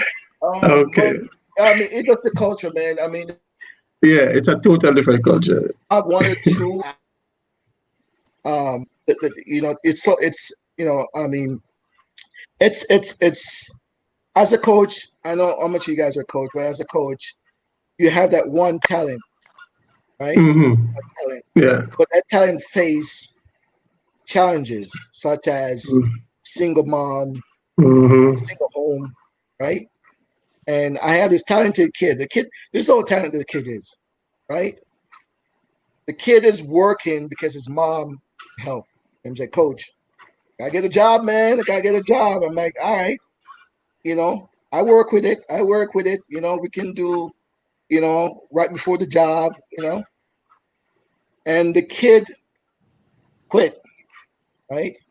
Hmm. And went to work because his mom needs funds. I mean, if you Yeah. see the kid build like a machine, man. Build like a machine. Spend time with him, right?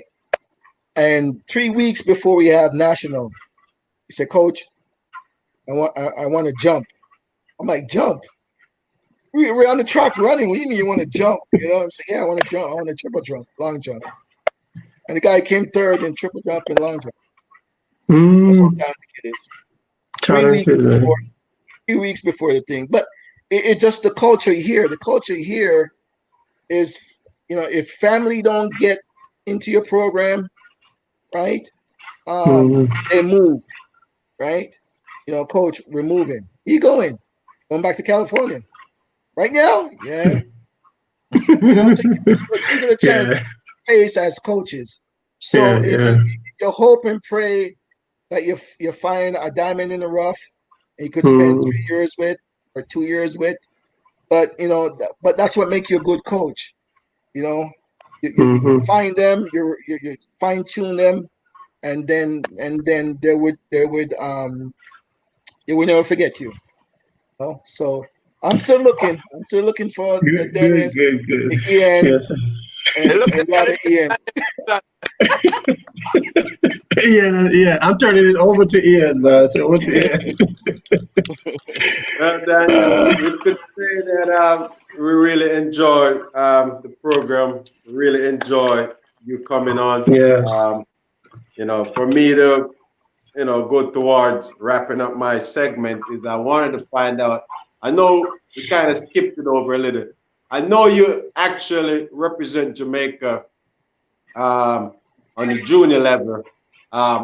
Just tell us, you know, look, I know that obviously, you know, what was your experience and what was some of the challenges on the junior level representing Jamaica when you did? Well, I'm not sure if you guys know this, but my team was the first team that represent Jamaica on the junior level, meaning World Games. That was, I think, it was '88. Was the first time Jamaica ever sent junior athletes to the world stage. I'm not talking about character; that's totally different. So that team was our first experience. We went on a tour. You know, we went all over the place, and as a group. I mean, it was cool, man. I mean, I liked it, but I don't think we were ready for it. You know, I don't think we were ready for it because, you know, for one, we went from cold to hot, hot to cold. Went to Ohio, left Ohio, then we went to Washington, left Washington. Then next thing you know, went to England. Went to England. Next thing you know, we're at Bulgaria. So it was nice, but I'm honestly, I feel like I was on vacation. I'm not lying to you. You know? But so by the time we get there at the stadium, honestly, I don't think we were just. I was starstruck. A sense of like, man, this is a big stadium. You know, we gonna run in this, right?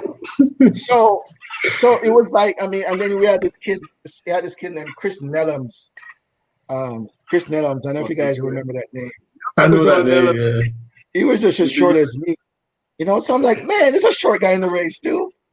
Man, that guy burned up my chest, bro.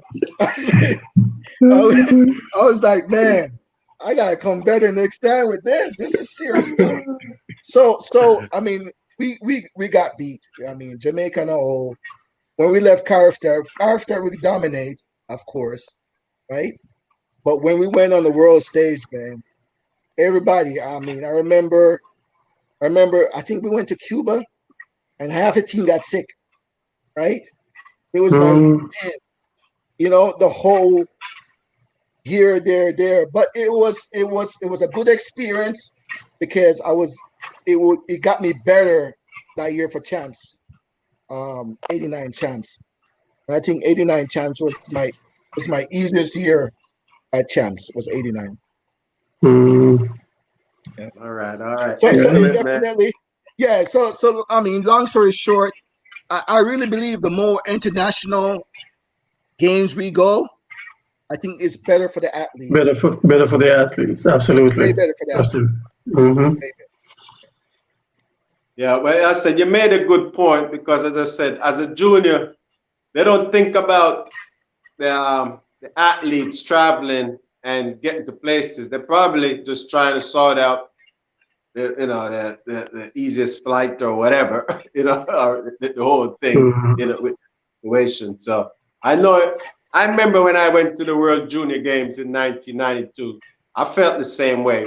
I go in this big stadium. That was the Seoul Olympic Stadium. Right. And when I go up and I look up in the stand, man, I start shaking. Right. Exactly. I never compete at a big stage, and I didn't watch TV. I don't know what's going on Facebook. I don't know nothing like that. So I mean, yeah. Long story short, I hit a hurt that I lost my leg. Right. But I could relate to that. And obviously, as I said, that motivated me in '93. Right. So, that was it. The only difference, it was the Pan American Games then, because we didn't have the World Junior again until another couple of years. So that experience built me up for the Pan American Games, which was good. I want to touch a little bit.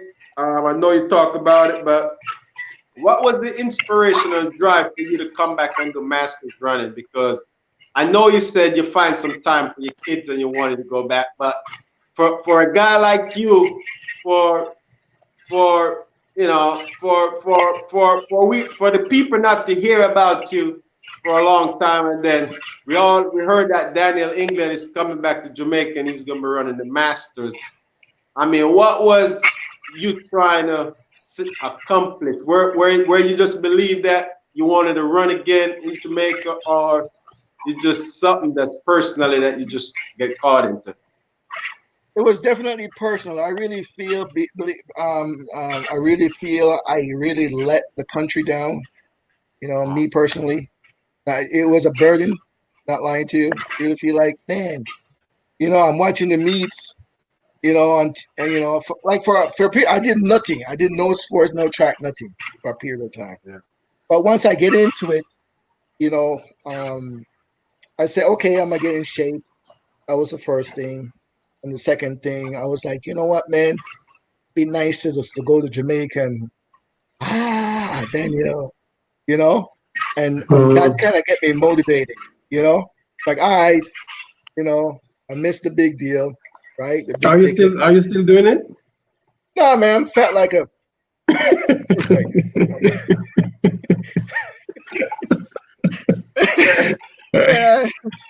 man, I could barely run to my car. We need you. You have to go back to that mental preparation that you had in the past. So, to be honest, what happened is I had bunion surgery, and the doctor told me I got 6 weeks, right, after the surgery. Next thing you know, I'm still trying to wait on that 6 weeks. That was 2 years ago, 3 years ago. 2 years ago, still waiting. Yeah, still waiting for the toe to heal. I got you. Yeah, I found out bones don't heal over 1 month period or 1 year period. Take you 2 years for a bone to come back after you shave it. So that's what happened. I had okay. Yeah, I had my toes were going that way. So literally, my toe is literally this way. So in order to fix it, you had to shave the bone, put a screw to bring it back. So it does war injury, I call it. So but I love it, man. I mean, like I say, if it wasn't for that, I could have probably still running. What was the inspiration with this Big Brother track club? So I know you guys, just tell us a little bit of the fun that you have with the Big Brothers track club. What did you guys accomplish? Well, yeah, the Big Brother I came up with the Big Brothers because I figure we are big brothers, you should be a big brother. I mean, the whole idea to me was, honestly, we should be mentoring kids, athletes. You know what I mean? Stop by a high school, stop by a gym, stop by a track club. I really think we all should be big brother to some athlete in our community. So that's the first thing. That's where it came from. right? So when I got down there, I said, listen, man, I created a team, make some calls and say, hey, man, ready to come home, right? And let's get this, right? So there was a record from Ochiris club locally. It was there. The record was like maybe 46 or something like that. I'm like, man, we could beat that, because I was running 11-2 going in, right? So I'm like, man, we could beat that. So I said, listen, man, our team named Big Brother, all right? So that's it. We are Big Brothers, right? So I put a team, Sammy Brebbert, the local master champion down there. I went to primary school with him, right? So I had my team, 2 people from Canada, 1 person from the US, myself. And Sammy saw me, and saw me, yo, who are you? Are you that? And I said, yeah. I said, what are you doing? I said, I'm running, man, putting a team together. Sammy kicked everybody off the team, came on the team. Right? So Sammy, my right-on guy, created the Big Brother. We won 3 years in a row. And then a 4th year, that's when I got foot problem. But Canada came with a team, a super team. After we were dominating, everybody started bringing a super team, right? Mm-hmm. Jamaica Masters start at 36, right? I thought the Masters were 40 and up because I was used to the USATF guidelines. Mm-hmm. So when we ran with the Canada team, man, those guys were 36, 37. I said, I can't compete with that, man. I'm out.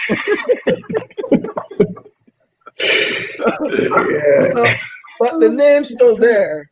I told Sammy, which is the local president of the Masters. Masters.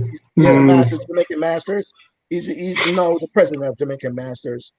I told him we could use the name, but make sure, we have quality people in the race. If not, to scratch Big Brothers out. So I still hold the rights to the name. Yeah. Fantastic. I'm gonna turn you over to everybody for the final thoughts. I know it's hitting the 2-hour mark. Yeah.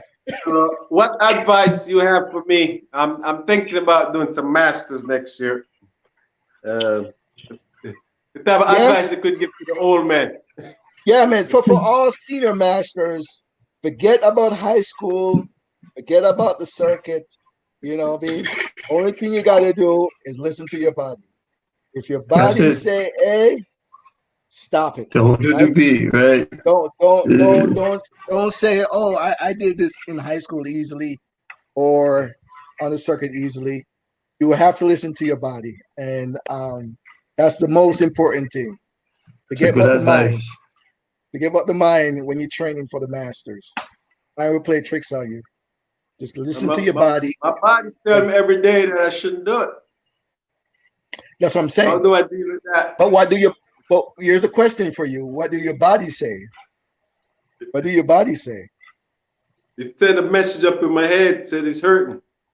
Okay. Right, so like them say, time of your yard. Time of your yard, brother. Yeah. It's like I said, I trained for a year, my brother. I trained for a year before I compete. I mean, I literally trained. I know we had this conversation before. I trained the kids them. What I did was I trained the kids. So for example, I would give them 600, right? And on the fourth rep, I said, listen, man, you guys are running so slow. I could do better than that, right? Mm-hmm. You know what?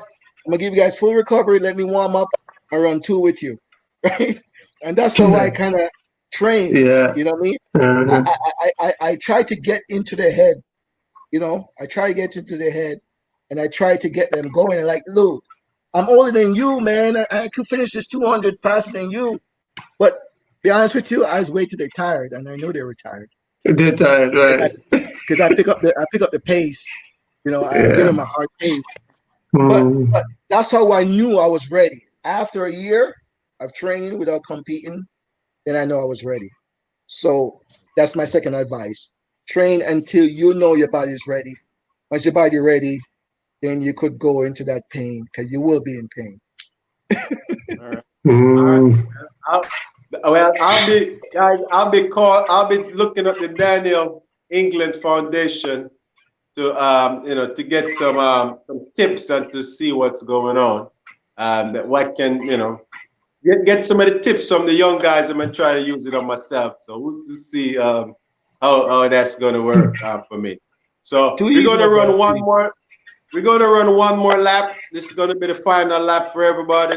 We're gonna go to you, Ian, and you're gonna do the first leg, Ian. All right, Daniel. As we have basically done our quarter mile here. Mm-hmm. Getting Yeah. tired. So my final question. I'm gonna pack it two in one, and at the same time, I just wanna say, it was a pleasure to have you here on the platform. Seems like we definitely would need an entire week for you to really discuss the journey of Daniel England. But we just have this 2+ hours wrapping up in. So my question to you is, what it is that you are most grateful for, and if I should put you in that setting, Daniel England Foundation, and you're right back at Calabar talking to a group of athletes, what would be that advice? But okay, the advice going forward, seniors, juniors, is take initiative in your journey. Take initiative. Not only ask questions, but be involved in your journey. Don't leave it to anyone else, because the deal is, it's easy to blame other people or your misfall, your mishap, but kids don't understand you could still make decisions in your journey, right? So Mm-hmm. so so do your research, one, right? Take initiative, take ownership of your responsibility, right? And end of the day, you will have to want it too. Coach alone cannot want you to win. You will have to want it to win, right? Mm-hmm. Mm-hmm. So you cannot sit here and say, "Oh, I'm doing it for the coach." Then why you here? You know, because if you're just doing it for the coach, and the coach is not there, and there goes your performance because the coach is not there, right? Right. Coach get up and gone somewhere else, then you get upset, right? And you have talent. So my advice is be more active in your role, right? If you go, you study, you should not study more. You should not work out more than what you study. If that makes Mm-hmm. sense. So I'm Yes. saying to you, if you spend 2 hours studying, you should spend 2 hours training. You cannot spend 3 hours training and 2 hours And studying. two was studying. Right. All right. So I rather you spend 3 hours studying, And which two is hours. the norm is two, right?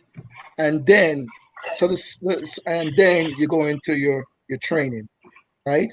If you want to be an okay athlete, go do your schoolwork, train, you go home. Want to be an excellent athlete, train, do your schoolwork, right? Then you train and you go home. It's the only way you're going to take advantage of the competition. So that's my tips there. All right. So what are you most grateful for in life? I'm sorry, come again? What are you most grateful for in life? Hey man, I'm grateful to have the opportunity to do what I'm doing. I mean, to the fact that helping a student athlete get to where they're going, to me, I'm okay with that. You know what I mean? Right now, to me, that's my um, Daniel England. My Daniel England is to see a kid go through college, right? Made it, right? Go back into the workforce or go back into their sports You know, that's my wish. That's my drive, is to make each and every student athlete transition less harder than mine's. And if that can happen, I'm good. I don't care about anything else. It's not about the money for me. Not about,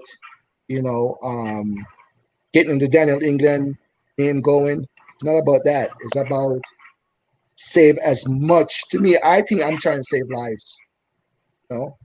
I really believe that the more inspiration we can do, more impact it can make within the community once they get that inspiration. So that's my drive. That's my goal, is to help as much student athletes in my power. And if I can do so, I'm blessed. So for all those guys that have the foundations and all those guys that have the money and stuff, just, make good use of it. Because end of the day, everything costs money, honestly. But end of the day, there's ways around it too.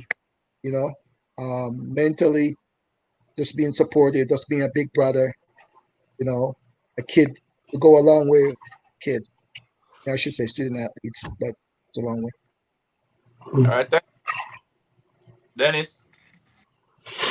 Well, I actually finished my questions. So I'll take this opportunity to say thank you, Daniel. It was a pleasure to have you on the program. Not only that, but it was also a pleasure for me to compete with you. When somebody mentioned the name Daniel England, I know I can always say that I was in the race with Daniel England at some point. So that in itself, is a plus. So I really appreciate it. And again, thank you for coming on. And I've learned a lot. And I'm sure as we go along, we'll be making some form of connection. Man, pleasure's all mine, Dennis. Pleasure's all mine, man. It's good to see you guys, man. Yes, good to see you, man. Having me on the show.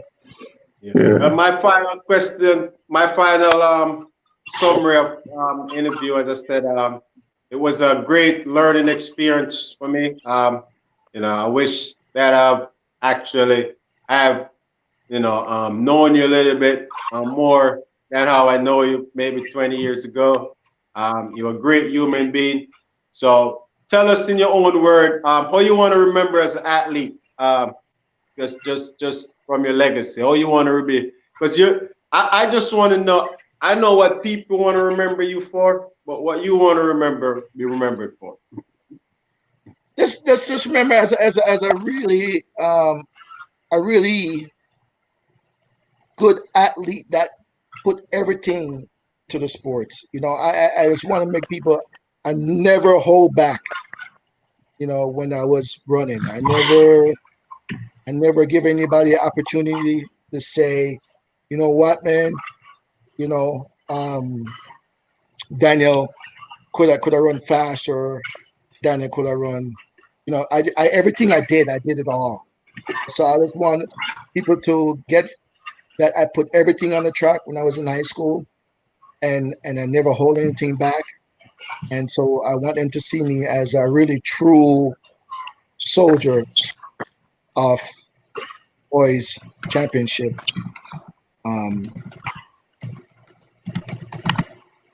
All right, awesome. So, and then with the track and field aside, just for away from track and field, just share with us, what it's like to hang around you, to be away from track and field. What life is like in the normal world. I can't tell you what life is like. We'll have to do it off the air. But life is great, man. Life is great. I'm not lying to you. You got two beautiful daughters, and I know you spend. Right. Life is great. Yesterday we did a fundraiser yesterday at Sons of Herb. I'm part of Sons of Herb. I'm a part of the Calabar chapter. I'm part of the JDAS group, the Jamaica Jazz group.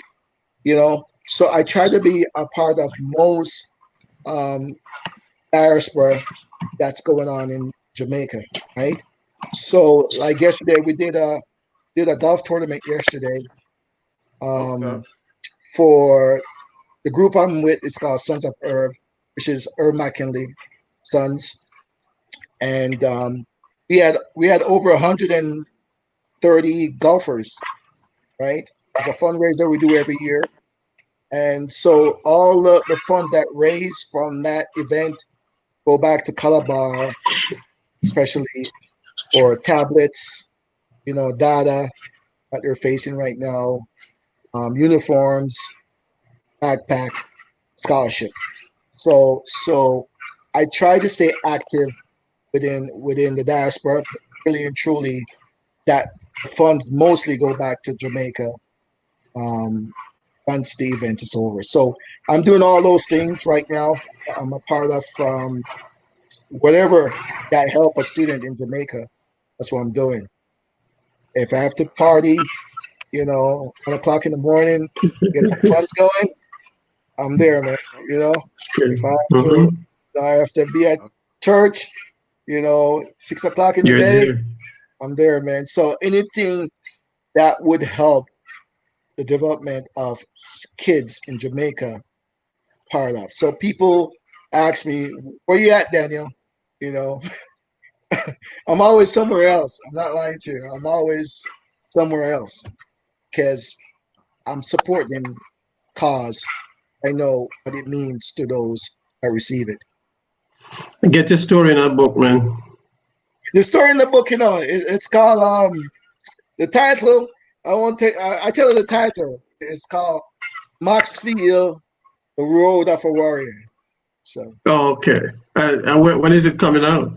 Oh man, that's a good question. It's a good question. I don't know. It's All right, work on it. Work on it. Work on it. Work on yeah, it. yeah. The book just feel like it never ending. It's like you always I don't know about you guys, but things pop up in your mind. You go back and like, all right, put that there, put that there. But First yeah, edition, man. Do the first edition first, then go with second. Right. Do two edition. Exactly. It seems like Do 100 two. edition, if you ask me. Right. So you have a series. Well, Daniel, we want to let you know that once you come on this platform, we're going to be a fan for you forever. I mean, anything you do, we want to support you. We're not going anywhere. We're going to support you. We're going to follow you. We're going to share your platform, and we hope that one day you'll come back. Because that leading to myself. So just looking at it now, where you see yourself in the next 10 years? Where would you like to be in terms of your career? But I really want to be an involvement with Jamaican athletics. Oh. Really, that's what I'm driving to. I really want to set, because most things I do, I try to be creative. I try to be a trendsetter. I try to be, but really and truly, I want us as a nation guide. I'm trying to drive this home. I guide these student athletes, be a true advocate. I mean, if I have the money, tell you right now, to athletes, life would be much better. But for me, I want to play an active role in student athletics.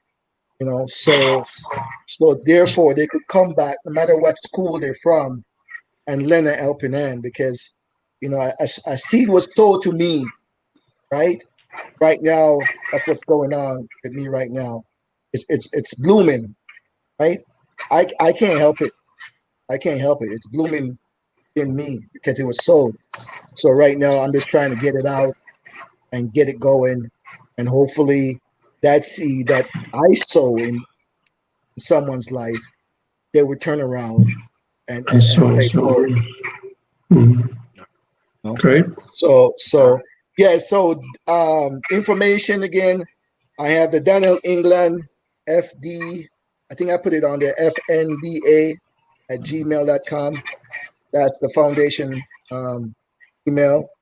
Also, like I said, I have Daniel England on Facebook. Oh, I gave you my number, provide the number there. You guys have my number. I also have the deengland1@cox.net. That's my personal email. And like I said, Facebook, Instagram, all those things I'm available. So definitely, if you could call up, I'm available, man, to help a child. That's awesome. And I said, I didn't get the chance for you to talk about your brand. I know that I skipped over it. Is another show, man? Another show. Hey, you guys know. Yeah, I'm not even gonna bring that up, but you just go to your page and your foundation. There's a lot of stuff on there. You got your brand that that you also developed. So, right. All right. Congratulations. Anything else? We got a video that we made for you. That Ian, I've personally created for you, just to highlight some of the work that you've done. We put a little touch on it to end the program. Is all minds clear, friend? Yes. Thanks to Daniel and also thanks to Dennis for joining us. It's the first that the platform have really taken this direction in that we bring in a co-host like Dennis, to come on, push some questions to Daniel since they have basically participated together. So I want to say a big thank you to Dennis Blake also, big thank you to Daniel England, and Ian will live on, and with guys like you, we're hoping to do better things every day. So thank you guys. Hey man, much respect, my guy. All right, let me hit this little bit. Hello, beautiful family. How you doing? This is Ramon Ramsey. Today, I just want to encourage you to continue to believe in yourself. Sometimes because of the vicissitudes of life, or maybe just our social background, our families that we're born into, many times just because of the everyday hustle and bustle, the blows that life deals us, we have a tendency to just stop believing, stop dreaming. Sometimes it can be that we've shared so much with so many people and they just depleted us of our strength, depleted us of our dreams, our concepts, and our visions, our great ideas. Today I want to challenge you to get back in the ring. Get back in the ring of life. Get back in the ring of dreaming big, seeing yourself there. Allow that kid in you, that little boy, that little girl to dream again. And now with the level of maturity and experience that... Okay, all right. Do I get the cut? Yeah, send that to me? Yeah, definitely. Oh man. Take care. Good to see you, man. Good to see you. Hey man, much appreciate, guys. You're welcome, man. Thanks. I do not take it for granted, guys. So I want to let you know. Appreciate you guys. All right. Take care. Thanks.